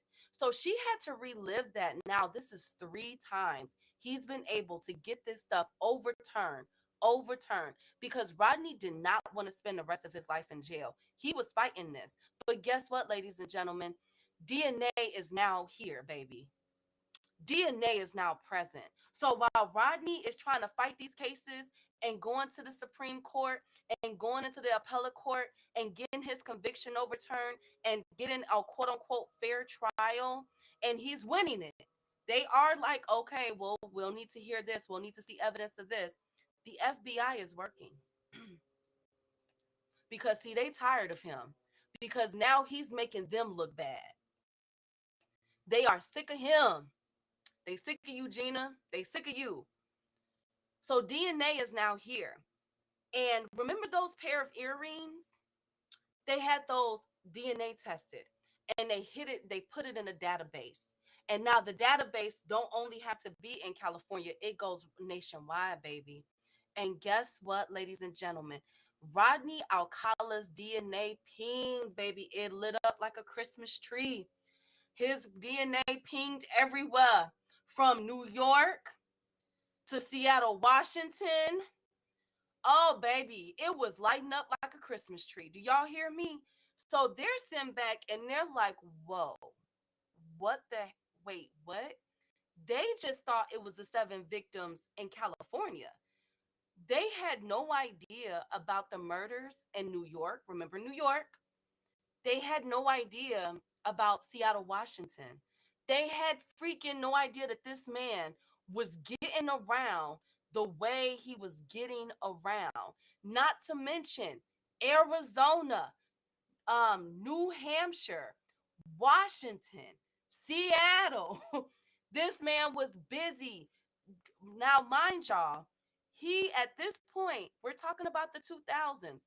Rodney has spent more time in jail than he did out of jail. So how is this man DNA pinging everywhere like this in several different states across the United States?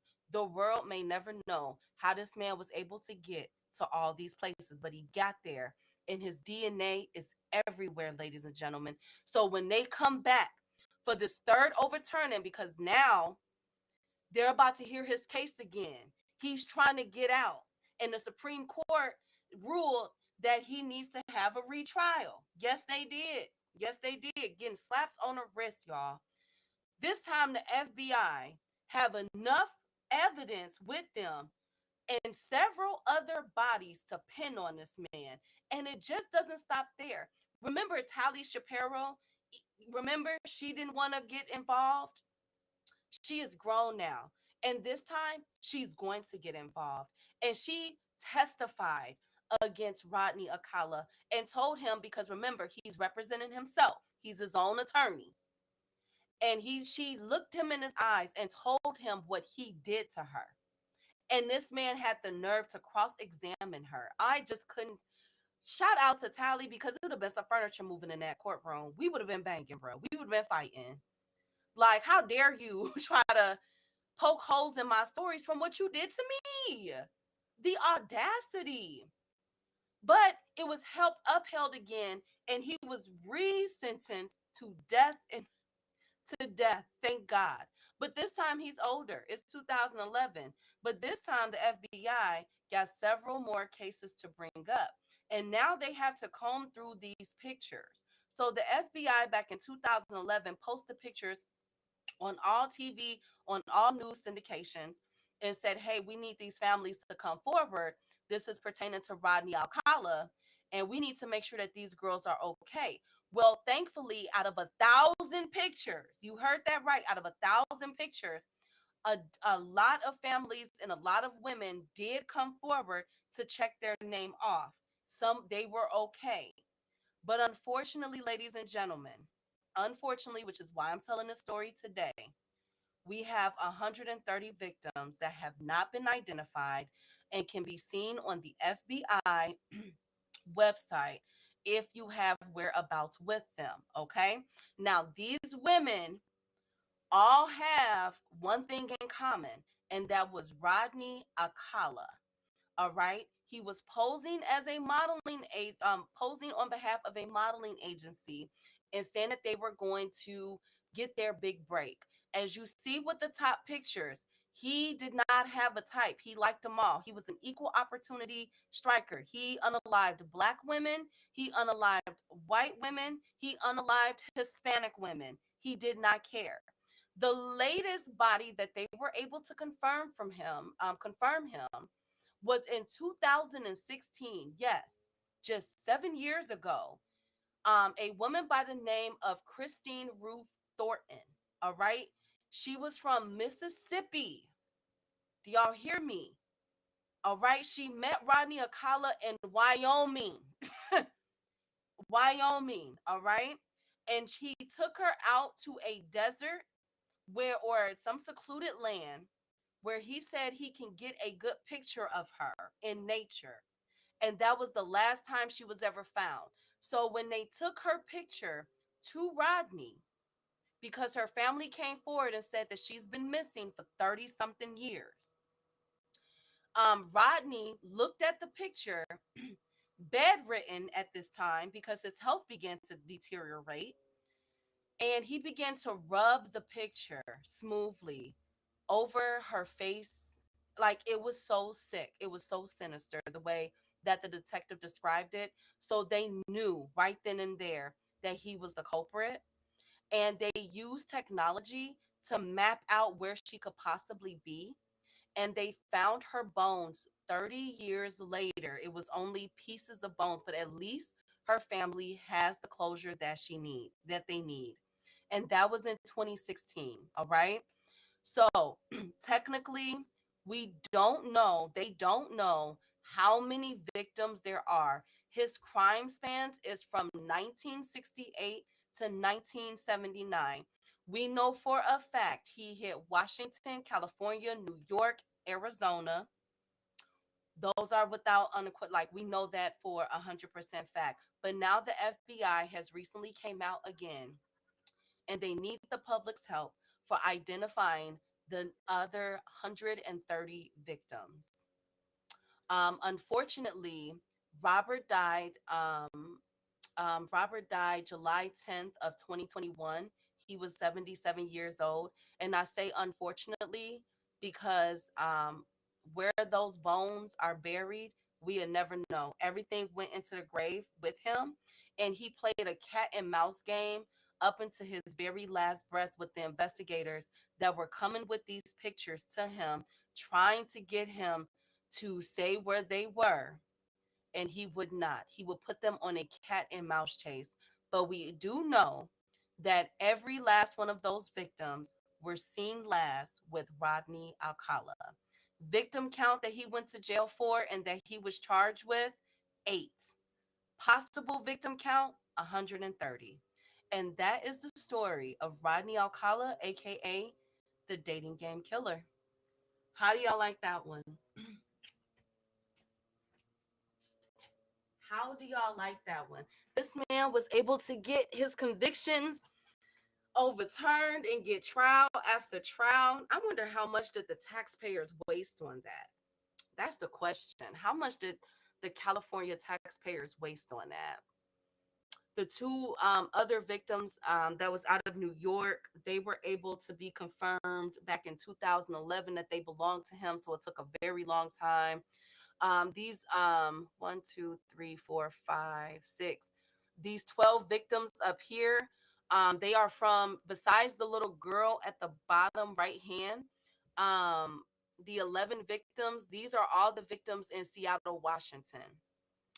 They have a memorial for them online. If you look up Rodney Alcala's victims, their memorial for them, where people are still leaving virtual, flowers and everything. But they feel pretty confident that Rodney was the one that did this to them. Unfortunately, he went to his grave playing cat and mouse, denying. But again, he has 120 photographs of these women that we don't know where they went to, where, you know what I'm saying, what he did with them.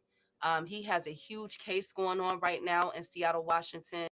They reopened a case in Arizona recently. So basically, I'm going to keep an eye on this. Y'all know with my true crime, I'm going to keep an eye on this and just continue to confirm the victim bodies. I did that with Herbert, the pervert. Remember the dude out of Indiana who killed all those men? He had over 1,000 bones on his property. They just confirmed one of his victims over the summer. So I'm going to keep my eye, which brought up his body count. So I'm going to keep my eye on Rodney. They should be confirming those deaths to him probably within like the next year or two. Right now, the body count is at 8, but it's a possible 130. Oh God, Rod Walker. I know, right? It's super crazy. The FBI, I don't think they were incompetent. I think that some of these, y'all would be surprised how many people have like this serial unaliver fetish. Like the fact that this man was able to evade arrest or get arrested and get slapped on the wrist is not like the FBI didn't drop the ball on this one. It was the city of California. It was the city of Los Angeles. They dropped the ball because y'all had him. Y'all gave him a life sentence and then overturned it to 3 years. Gave this man a ticket to go to New York and cause all kind of hell. Okay? And there are periods in this story. You guys notice, normally I give dates to y'all. I can't even give dates because we don't know. This man was back and forth, and from California to New York, that's 3,000 miles. And think about the landmass, the states that he has to cross to get there. He wasn't on no plane. He wasn't on a bus. This man was hitchhiking, probably stealing cars. He was a transient.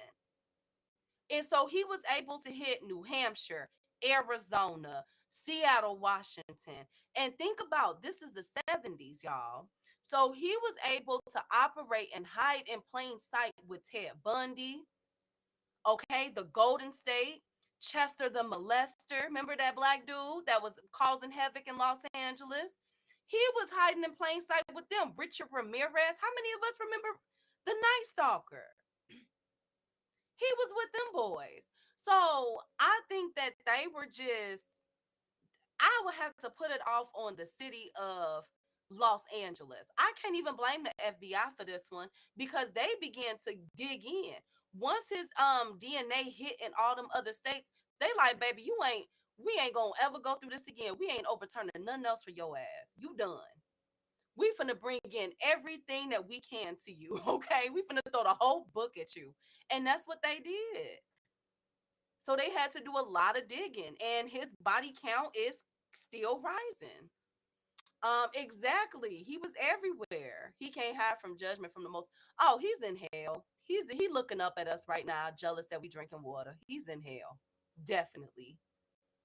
So I can't even put this on. It could have been racial bias in there. You know what I'm saying? It could have been a lot, but I got to put this on the city of Los Angeles because they had him upper in chat. They had this man. And they gave this man a ticket to New York City. But nobody finds it interesting that he was the understudy of Roman Polanski. Y'all don't think that that's not crazy? Roman Polanski? Like, come on, y'all. He was his understudy. Like, every time I hear about Rodney's story, they leave that part out. They do not want Roman Polanski as Polanski is still in Poland, okay? He cannot come back to America or he gonna be gone. He is arrested. Okay. He has he drugged and assaulted a 13-year-old. Who remembers Roman Polanski? Rodney was his understudy. You know what I'm saying? I blame the preacher crew. Exactly. A coast to coast terror, exactly. So we really don't know how many, but the only reason why I'm bringing this up, because I don't even like focusing on this dirtbag, this scumbag, this devil in human skin, is because the FBI has recently did an interview, and they resubmitted the pictures, and there are there's a new case that was opened up in Arizona. That they're going to give to 9 times out of 10, Rodney Alcala is the culprit. And I want y'all, if y'all have loved ones out there that went missing during this time, I want y'all to go out there and, you know what I'm saying? Look at those pictures, man. Y'all got loved ones that's missing. Look at that picture, man, because we don't know. We don't know, man. But that is a story. I hope y'all enjoyed it. I can't wait to watch the fights tomorrow. Next week, I'm coming with a banger. We're going to delve into the Santa Claus killer. Yes, we had a Santa Claus killer. I'm going to delve into that one for y'all. So thank you guys so much. Rod, all things. Thank you. Shout out to Upper, his beautiful wife and family. Shout out to everybody. Marcus, Rick Timms, Marshawn West, the beautiful Arena. Salute Queen, I ain't seen you. Brian, the king of the chat, J.A. Thank you guys so much. As always, I'm out. I get to squeeze and leave a nigga. They want that smoke, bitch, I got it for 'em. They want that smoke, bitch, I got it for 'em. They want that smoke, you know I blow it. They call me Sunny Monster for a reason. I'm really tripping, leave a nigga bleeding. I get to squeeze and leave a nigga bleeding. Raw Molly got me all up in demon mode. Mouth moving like I done put clean in my nose. Trying to catch me up, I can leave with some hoes. He standing straight up, watch I make him lean with this pole. Would've thought he was closed, how that heat made him fold. Thought it was a game, he won't think no more. His brain's gone, nigga. It be exciting when I get to striking. Guns sound like thunder, hit you like lightning. Fight for your life, we don't do no fighting. We really hit it, nigga. We worse than savage, they calling us Vikings. Police be riding, we still be sliding. Told you we hit us, remember the time. They want that smoke, bitch, I got it for 'em. They want that smoke, bitch, I got it for 'em. They want that smoke, you know I blow it. They call me Sunny Monster for a reason.